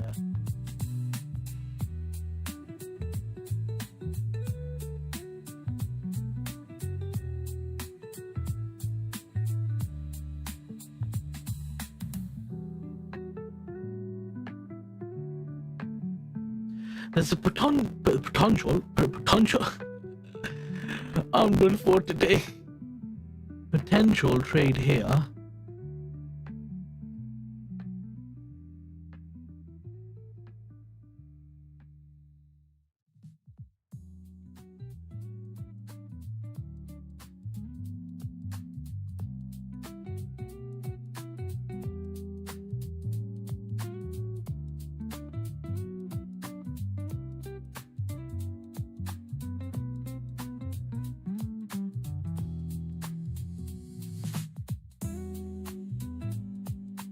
This broke structure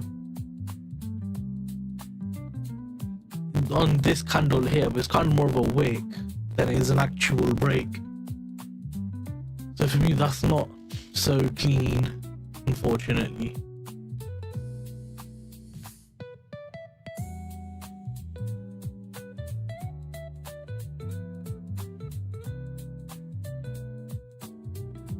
Francis Macron says we will find us at a summit joint position how to finance the Ukraine war effort. EU Mercosur deal cannot be signed. Demand an emergency break for Mercosur trade deal.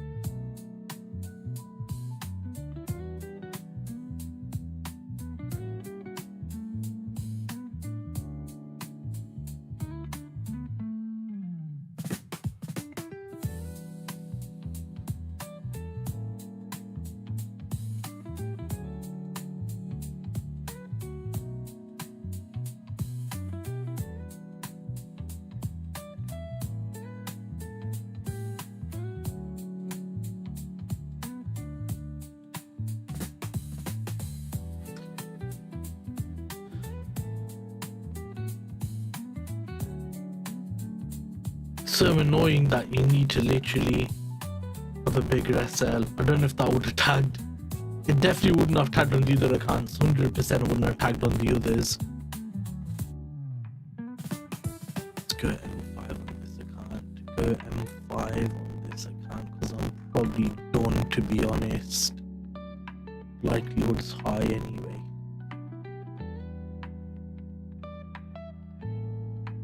So let me see instant. So what price was that? 85. Oh, because it's 2 minute, wasn't it? Yeah. So 2 minute 85.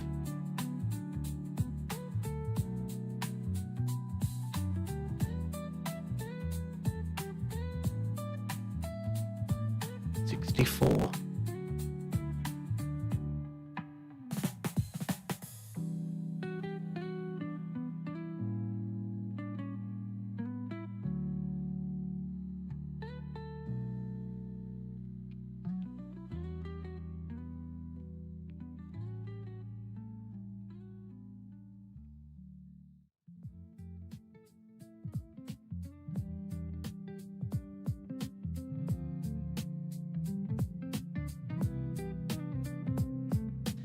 Yeah, so it would have been 3.5 pips on that account, just covering for extra spread and stuff like that.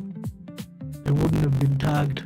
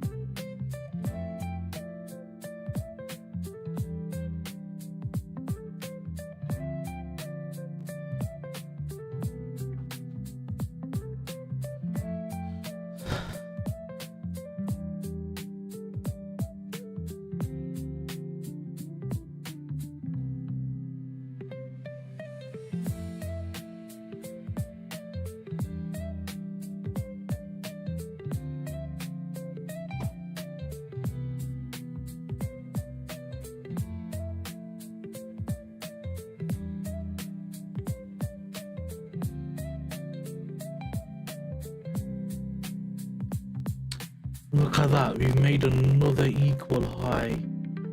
Another equal high based on that. The high there, tagged in, had a reaction, broke structure, price gradually come back up, tagged in again. Now we've got all of this channel right here. So I'd like to see price come up, take the level out, and then drop down for a short. And if I can get it in the next 5-10 minutes, I might stick around till then.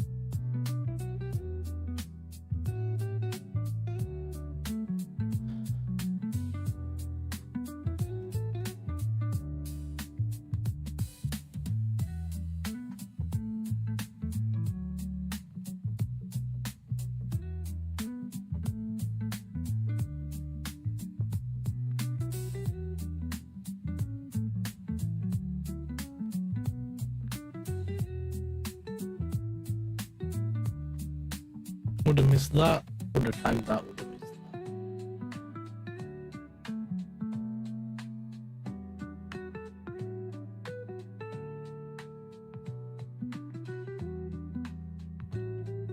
Oh, I don't know if that would have got tagged.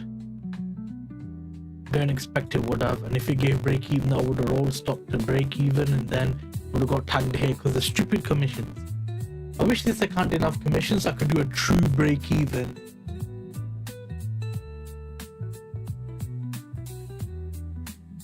So yeah, still no good from that. Let's go on Euro, Pound, USD.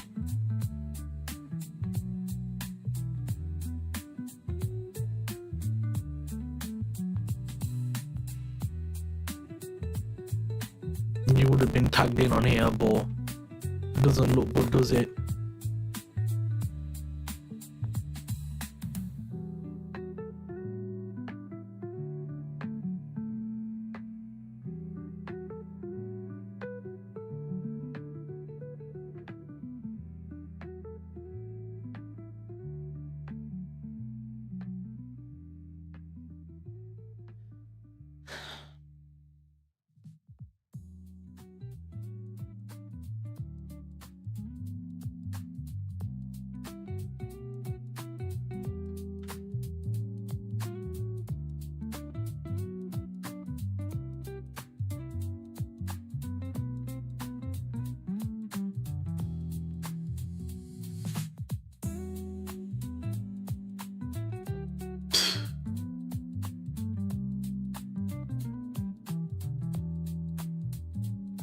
I'm just suspicious of price actions behaving in a weird way, man.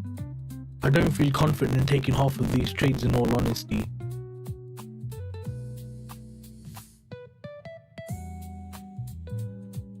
Which is why I'm not taking them.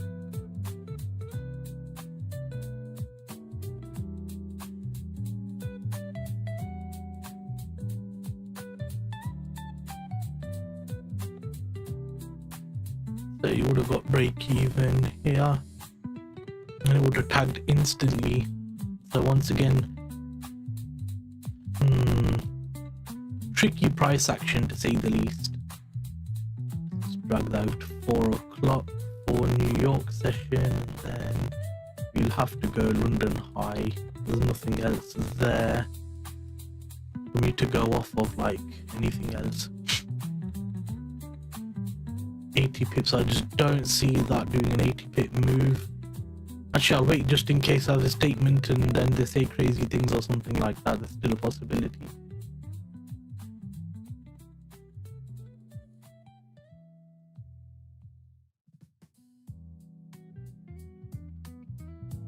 Francis Macron says we aim to postpone Mercosur deal signature. Safety clauses must be approved by Mercosur states. EU Parliament improved Mercosur safeguard measures.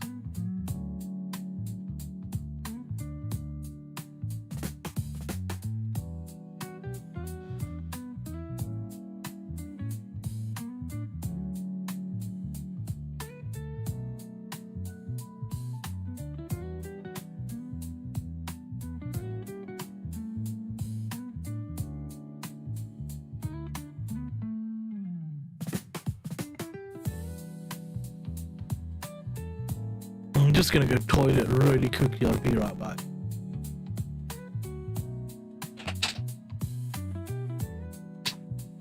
Is it smooth?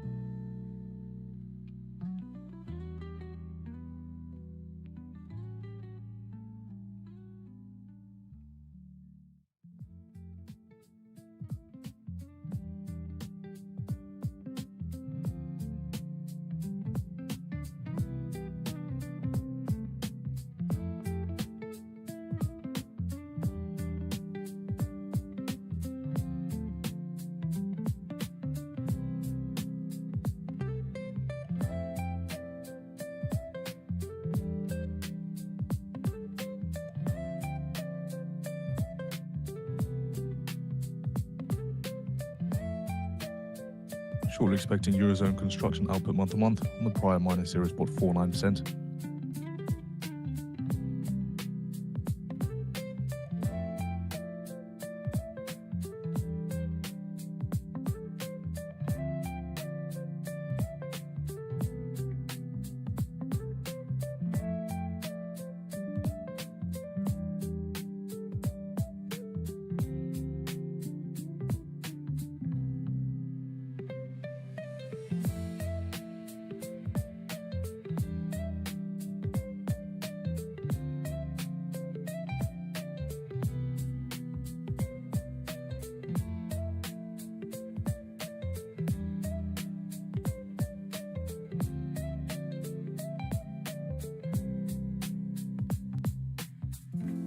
Zero spot 9%, 0.9%.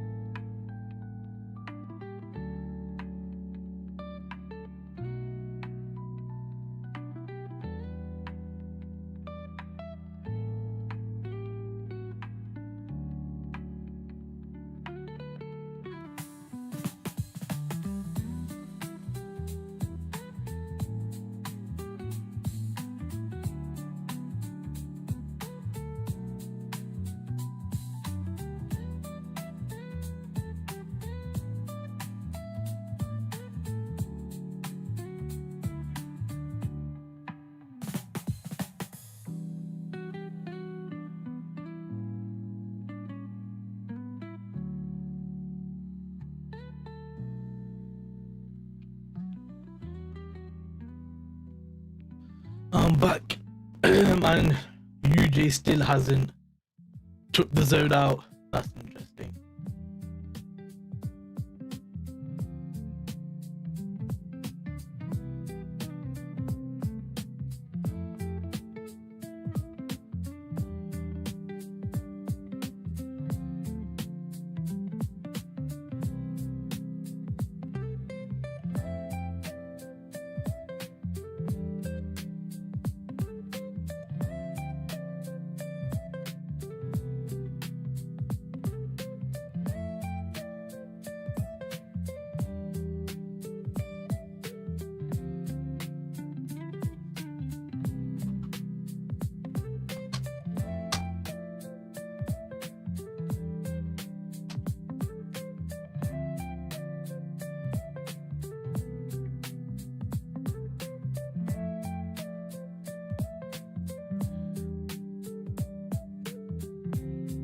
We're really not getting much, are we, across any of these pairs at the moment? So I think that means for me, I mean, GBPCHF is looking all right. Oh shoot, click the spacebar then. So GBPCHF is looking okay, but as I said, it would have the entry would have been about here. I would have broke structure tag break even anyway. So yeah, I mean, very sticky price action, I would say, unfortunately, but can't do nothing about it.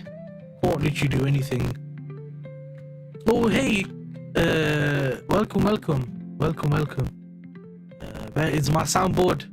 Welcome to Stratton Oakmont.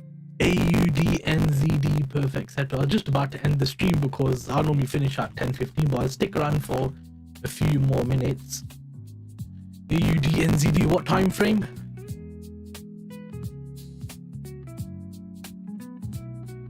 Might as well close all of my trade copier tabs so then I've not got a million of them open. 1 minute. 1 hour, okay. 1 hour time frame, 1 second.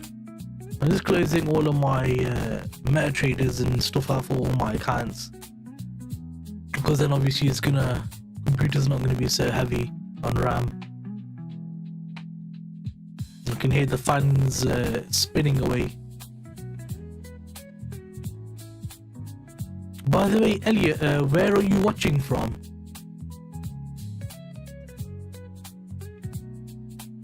Okay, there we go. That's all done. I can keep this open, keep that open. I'll keep the soundboard open for a bit.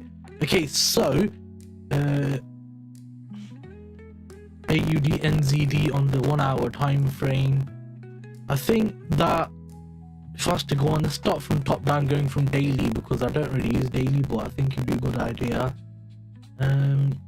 Clearly in a bullish trend as of recently. I don't know what what's going on with the banks in terms of the bullish or bearish or not. The banks I can't really say from higher time frame, but if I was to just look at price action and follow price action, then I suppose you can have a look at that side of things, because normally on higher time frame I prefer to use bias including fundamentals and stuff like that, because you're kind of holding trades for a longer duration most likely. Are you intraday or swing trader? Because 1 hour is more kind of swing trading-ish.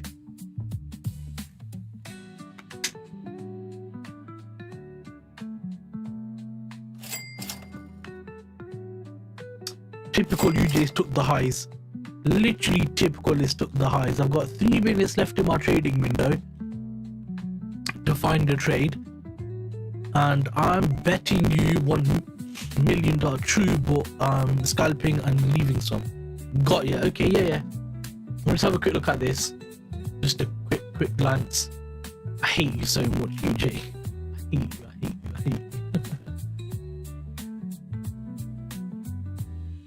On the 1 minute time frame, it's finally took these highs. What I'd like to see now is price give me confirmation for shorts, and then I can go short off of there, target all the way back into this level. Actually no, I think I can go long still. It's broke that Ah, damn it. It's done it quite quickly though. I would have liked to have gone long here.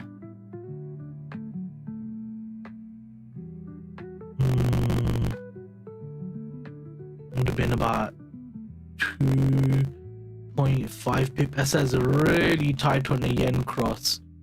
Really tight on the yen cross. How much has it taken the zone by? Took it by 0.6 pips. Interesting. That could fail.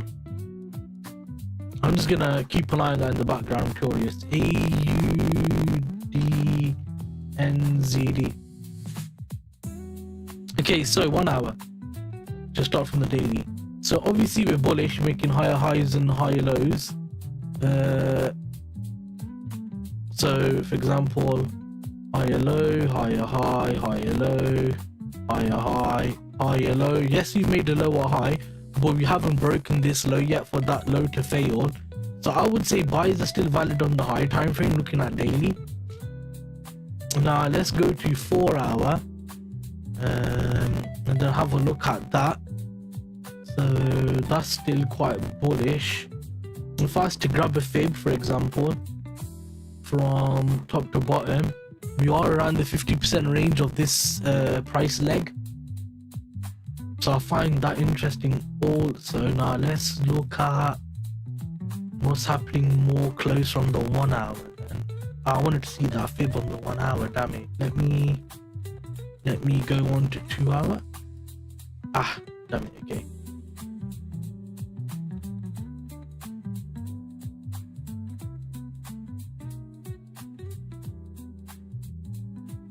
So around that 50% level, what I would say is I've seen price come take these lows right here. So this could be considered as a support level. If you used to look at it from this perspective, you could say that's the support level right there. Price tagged it once, broke structure, tagged it again, broke structure, tagged it again, flew up, tagged it again, broke structure, come back, tagged it again, had a lovely reaction right there and tagged it again. So there's a lot of people entering buys from this level, which is why I'm not surprised it failed here. And then had a lovely reaction from here. Had a nice reaction in Asia, because I think AUD, NZD are Asia crosses. Yeah, they move in Asia, hence all of that, because they're Asia crosses. But the issue is they're both active during Asia, so I think a lot of this is going to stem from possibly news events with AUD and NZD during that Asia session window. But first to say I'm gonna go bearish, then I would say price took this high, broke structure, there, then price took this high and broke structure there, then price took this high, broke structure once again. That was the level there. And if you're looking for shorts,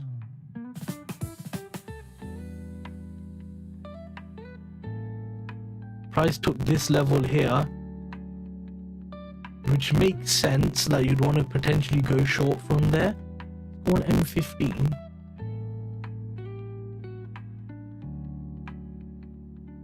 Yeah, top down, because I don't trade these pairs, so I don't know how they move on lower time frame, because each pair has its own behavioral pattern and stuff like that.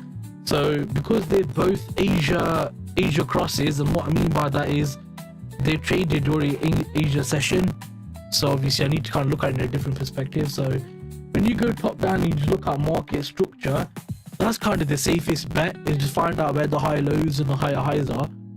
Go on the daily, find a swing low and a swing high, fib it, just to figure out where the 50% of that level is.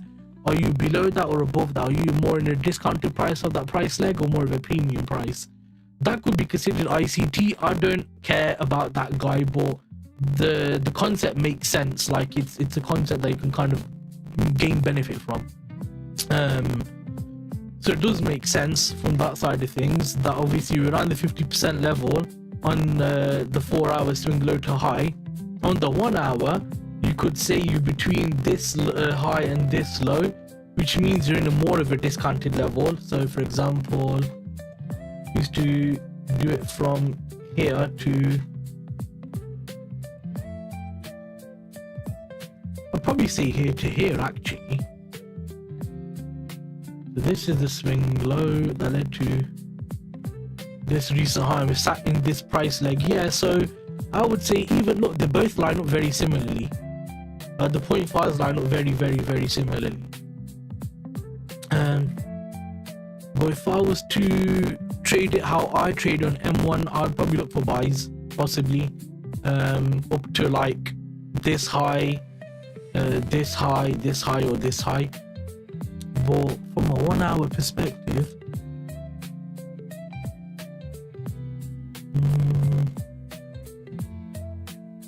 price come and took out this high here as well. Look at that. They come and took that out by how much? Ooh, 0.3. That's not a lot. What's the average pit movement on 60? What's the average in London and Frankfurt? I need to work out the averages. 14,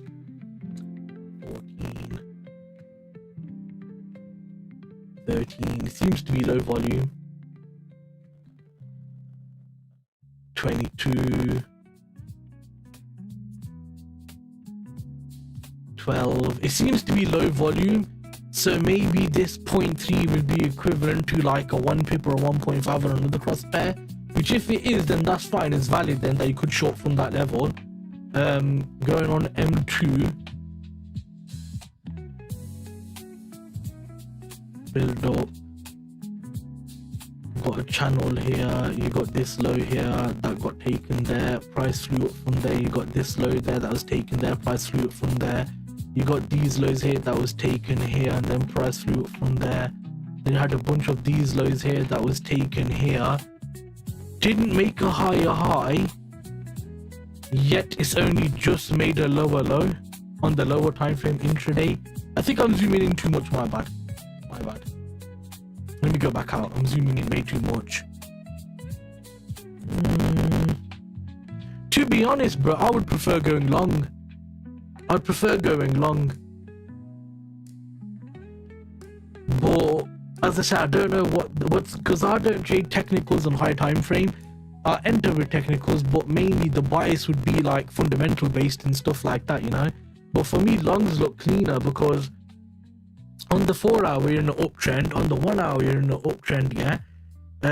Now I don't know if this has changed because NZD or AUD, they've changed their policy in terms of rate cuts and stuff like that, because I'm a bit more fundamentalist on that side of things. And I did remember hearing something, I do remember hearing something about AUD or NZD, but I don't remember which pair it was. But just to follow the technicals, price took out this side is given a bearish reaction. You need to see some volume coming in New York session, to be fair. But for me, after price taking out this level here, which is a significant level, right?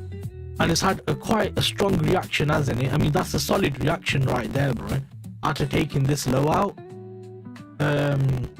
it just makes me feel like there's more room for the upside than there is the downside. Yes, we've taken this, we've broke down.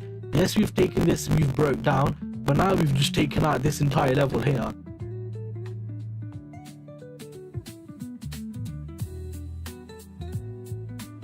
Go 4 hour.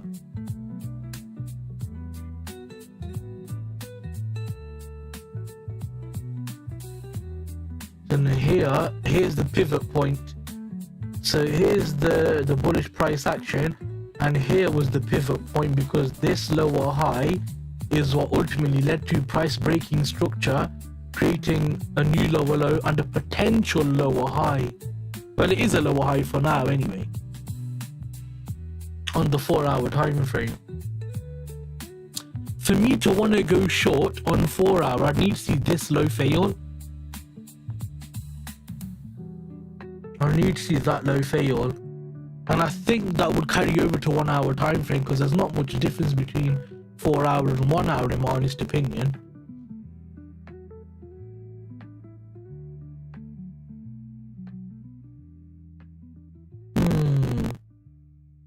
It's a weird pair, this is.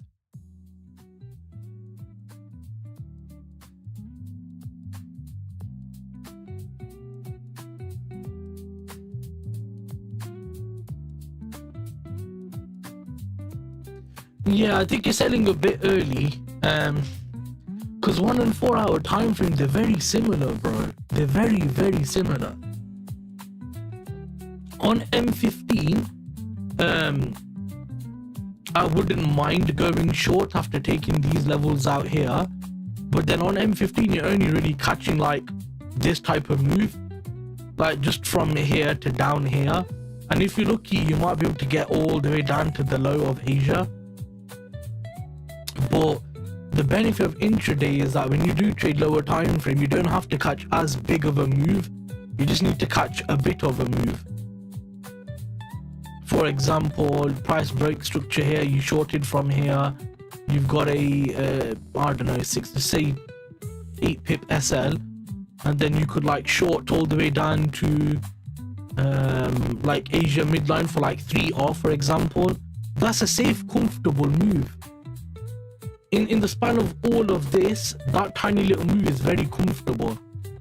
But to try and say, for example, you want to catch something like that, that's a lot more of a bigger move, isn't it? That's a lot bigger of a move, and I just don't see that being valid after price taking out all these lows and having such a nice reaction there, man. And that's a nice little reaction there. You can see the momentum, i.e. the volume, is on the buy side, meaning the long side.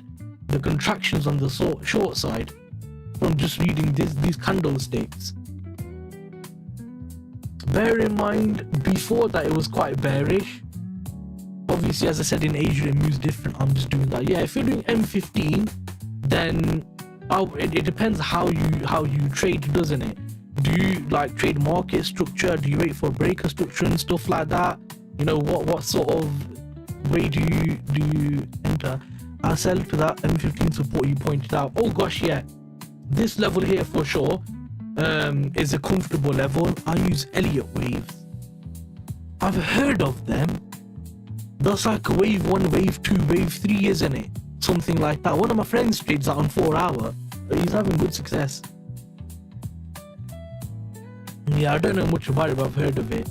I trade basically, you know, Wyckoff theory. If I was to like explain it, my trading style is more similar to Wyckoff, but I do it on M1, and rarely is 30-second. I don't like 30-second in these market conditions. They've been a bit bad.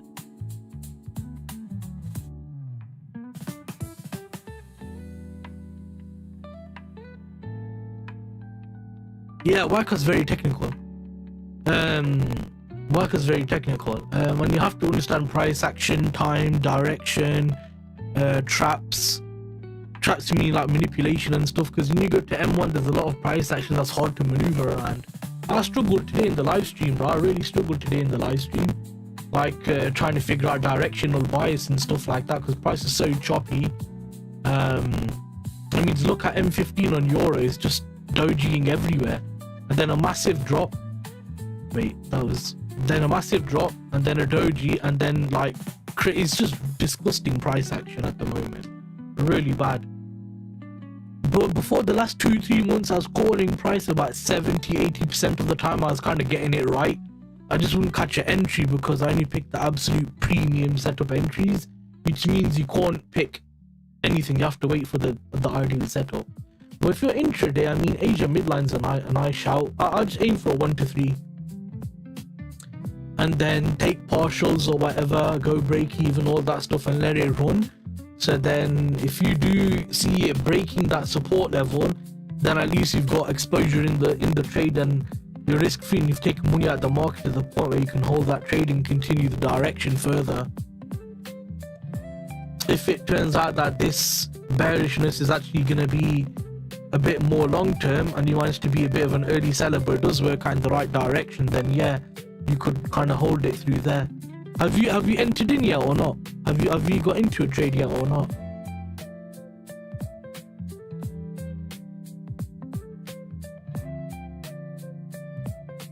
Where did you enter at? What price and what's your SL?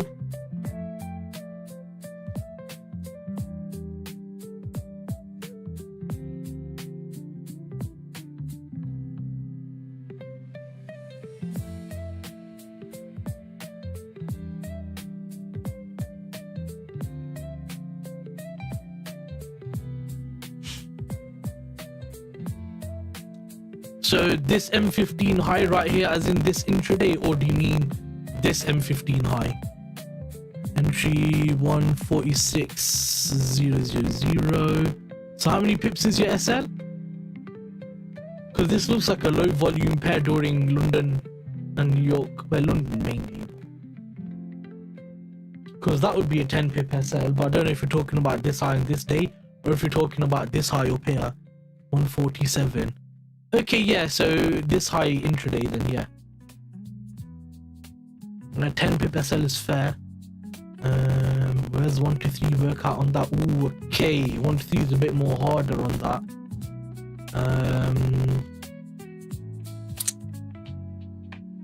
For me, I never have them at highs, I have them covering highs. So for me, I would have entered on the break of M15.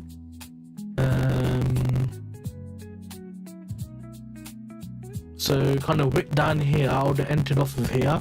Instead of having a 6 pip, I would have probably had 8 just to cover that zone. And then target midline, but Asia midline, but I suppose that's okay. You might want to get out around 2.5, 2.3R. So around 14357, I'd look at taking partials at that level. I'd probably go break even once you've broke past here. So 542, I'd go break even. Once you get a break past that level, I'd probably go break even, just in case if this sweep does end up working out right and taking the level out and pushing higher, at least you go and break even. There's no more concern, there's no more risk on the table. If it tags break even, it doesn't really matter anymore, you're out of that trade. And if it does fall down after taking you out, just close the charts, don't look at price. There's no point giving yourself mental torture. That's how I would view it anyway.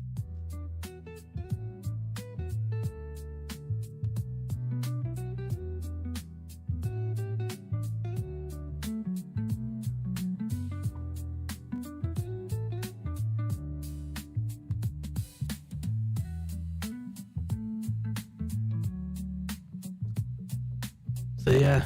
By the way, Elliot, where are you from? If you don't mind me asking. I always asking in my viewers where they're from and stuff like that. I think M5 would have been better.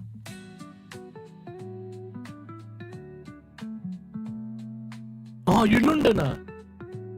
You're crazy, man. Oh, you're from Ghana. Hey, you're from Ghana. Bro, you got some sick music, man. Ghana's got some wicked music. I'm telling you, you know, the Afro beats, yeah, or whatever you call it, you got some sick artists, bro. Yeah. I listen to a lot of reggae and stuff like that, but I also like stuff like Nigerian, Kenyan, Ghana, that type of music, because it's got to be more like the upbeat type thing, innit? I'm from Pakistan, bro, but I was born here. Yeah, I'd have entered off of M5. That'd have been a 4.2, cover it by 6.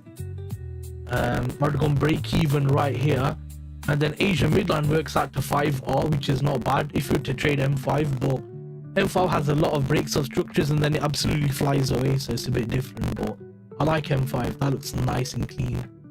But from the looks of this pair, bro, it's got very low volume in London and it seems to pick up in New York, so it's one of those where you might need to. Hey, you love Pakistanis? I don't. All the ones I see are freaking crazy, bro. They're crazy.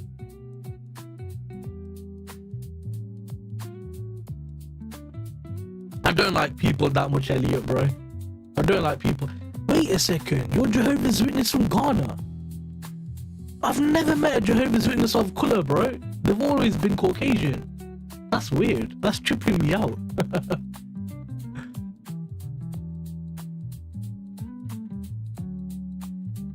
Yeah, I never met a JW, bro, from a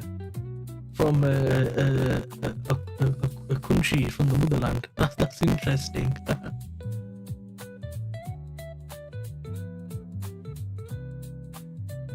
You remember? I remember what?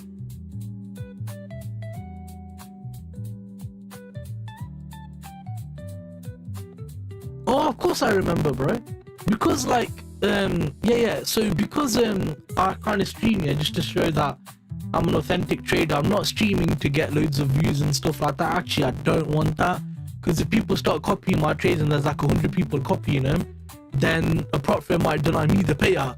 So I don't want to get too popular. So every time someone does come, I always tend to remember them like 95% of the time.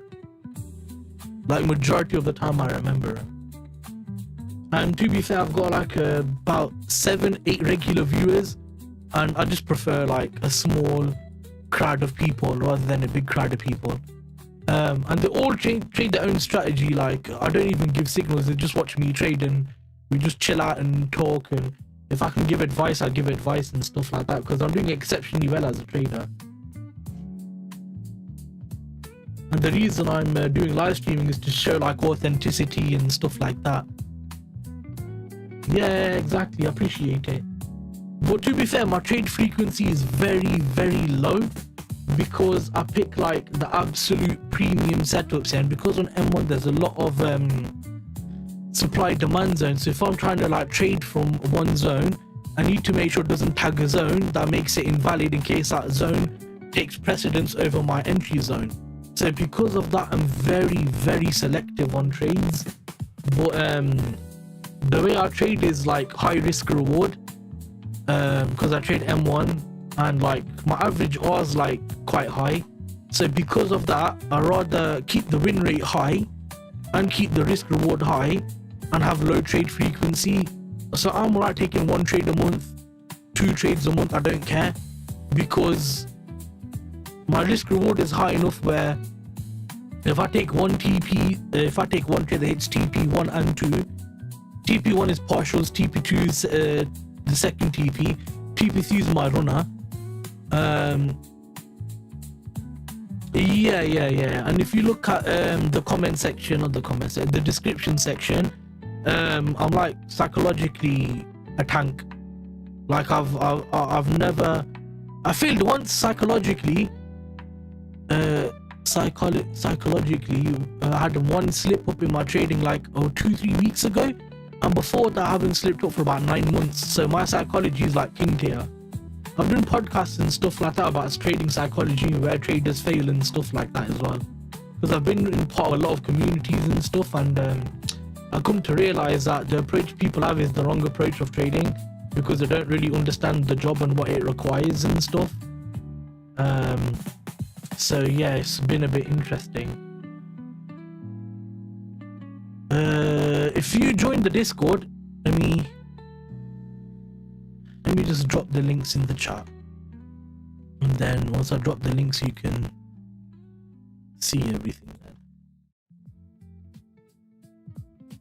And then in the Discord the links are there. If you go to the psychology tab, I'm due to do another one, but that podcast is only a short one. I didn't really get to go into much of it, and that was in October 2024. So at that point I only had like 6 months experience on the charts, and I've grown even more, you know, since trading and stuff like that. So yeah, I post all my trades in there. You can see all the trades I've taken, all the losses I've taken, all the payouts I've had, how much money I've received and stuff like that. It's all very transparent. And if you look at the trades, you can see like these are all trades I've taken live on YouTube, or I've traded New York session, and I don't really stream New York session. So yeah, I tend to catch high risk reward. So you can just kind of have a look through there, look through the payouts I've received and stuff like that. I have 970k worth of challenges, 150k is funded. I've got like 13 or 14 accounts that I use with the trade copier, which is why I've got an affiliate link with them, because I really like the trade copy. It's really good. I trade on TradingView. Like this account on TradingView is my demo account with IC Markets, a regulated broker. I'm doing very well, bro. In 11 trading months, I've not blew one single trading account. I've got funded on 2 accounts worth 150k, I've got phase 2 on 1, 2, 3, 4 accounts. I've managed to get 3 payouts of about 2,500. One of my accounts is up 3%. That's funded. But they changed the rules and it's hard to get a payout because they're changing rules and making it awkward. My other funded account is in drawdown by 1.7%. Bought 1 TP and I'm up like 6%, so that's like 6,000 there. Yeah, I'm doing exceptionally well. Considering this year we've had elections, we've had tariffs, we've had a lot of issues with, you know, Discord link invalid. It says you joined here. I had a link saying someone joined.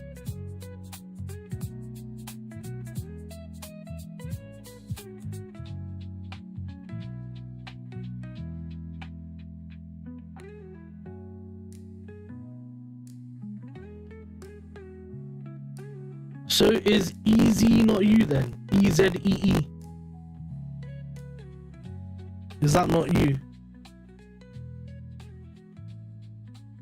Let me... Oh, that is you. Okay, that's fine. So, and you said that, so the Discord link expired. That's I think this guy's crazy, man. What's he saying? Yo. My brother. I got a soundboard as well and we have a lot of fun with the soundboard. Fui yo. Oh. What are you talking about? You tell for me that the link is expired.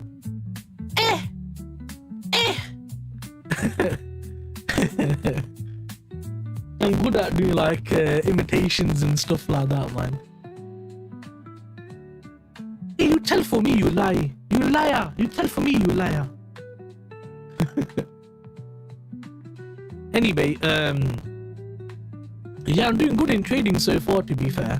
I think 2026 is going to be the year where I absolutely, like, hopefully start getting funded on all these accounts. There's nearly 1 million funding. And then start building my personal account, because I've got a tiny little personal account as well that I'm starting to build because I've had enough of prop firms and stuff.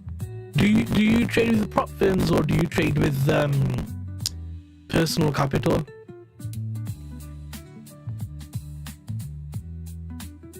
Walaikum salam. That's assalamu alaikum. And then you say walaikum salam.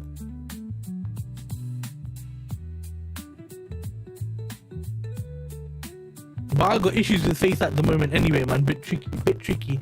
I use personal and funded next. I'm with funded next 100k. That's what I'm funded with. I've had 2 payouts from them. They're really good. Funded next is brilliant. Really good. I like them. So I'm with funded next, Quantecal.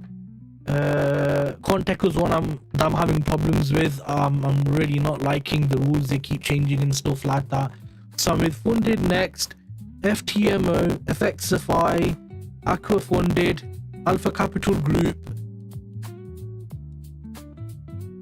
and Quantecal. Did I say Quantecal? One sec. So ACG, Aqua Funded, Quantecal, Funded Next, FTMO, FXFI. Yeah, 6 companies. But that's enough for me because with all these prop firms making stupid rules, I'm getting annoyed with it. But I did want to go for 2 more firms, so I had 8 firms and about 1.5 mil. But I'm done, bro. I just want to get payouts on this like 970k and just build my own account and get rid of prop firms. They're too annoying, man. Way too annoying.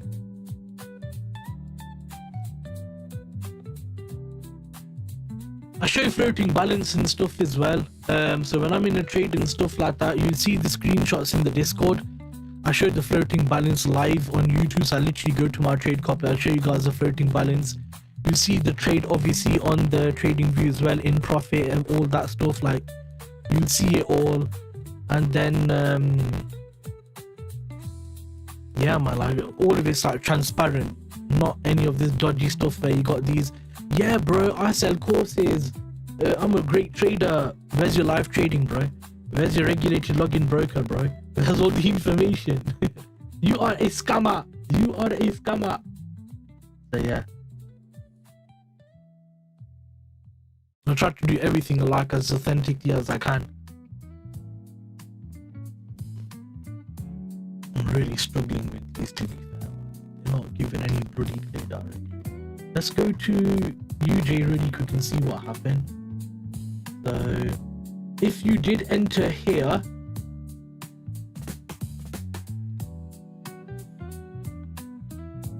you would have got break even and 2R, but then you would have got break even tag. I swear I hate this price action. It's absolutely disgusting price action, man. So bad.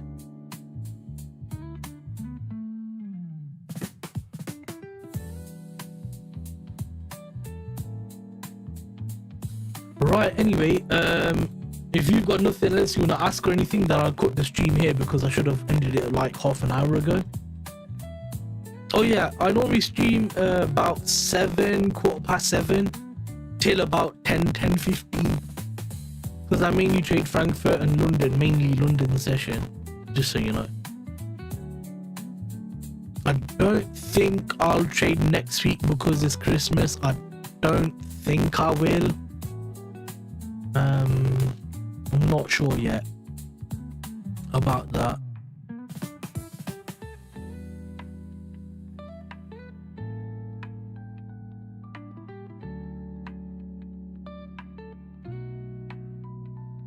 Also, do me a favor, hit like as well. Appreciate it, thank you. But if you got any questions, shoot. If you don't, then let me know. I'll cut the stream here then.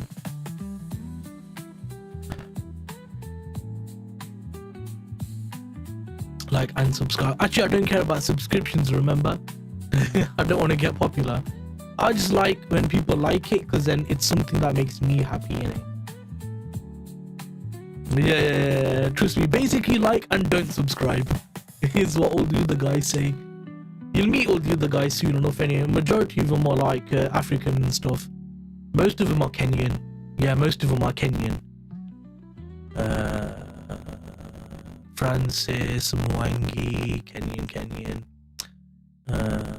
Amal is Indian. David is Indian, but he's living in Kenya. And so we got. No way. But London's crazy, man. I'm far away from London. I'm from Midlands. You know Derby.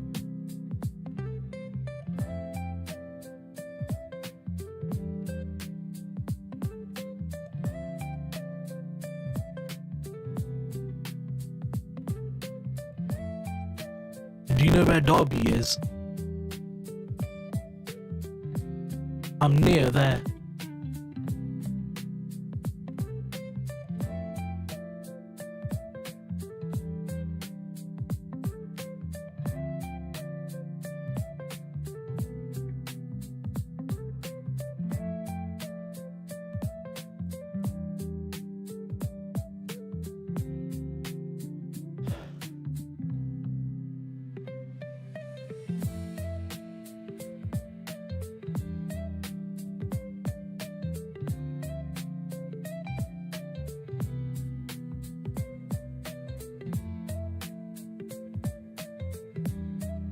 Was on phone. Oh, yeah, I said I'm from near Derby, if you know where Derby is. If you don't know, then I'm basically near Birmingham, like 40 minutes away from Birmingham.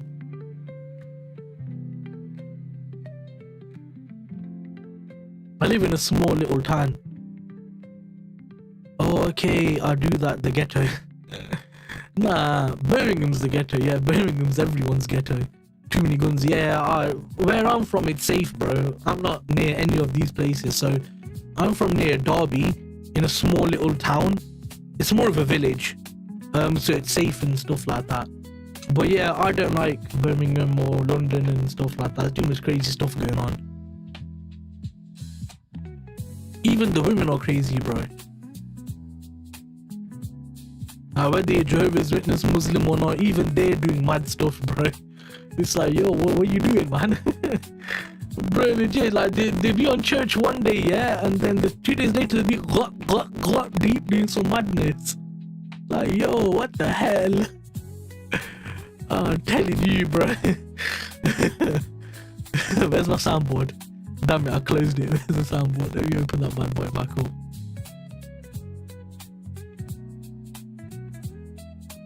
Bro, I swear, like, you know what it is? I think in cities you have a lot of freedom, bro, so people get a bit carried away. You know what I mean? Well, obviously I know we're not perfect and stuff like that as people, but still have like some decency, man. Brother, You know what I mean, brother? I like the soundboard.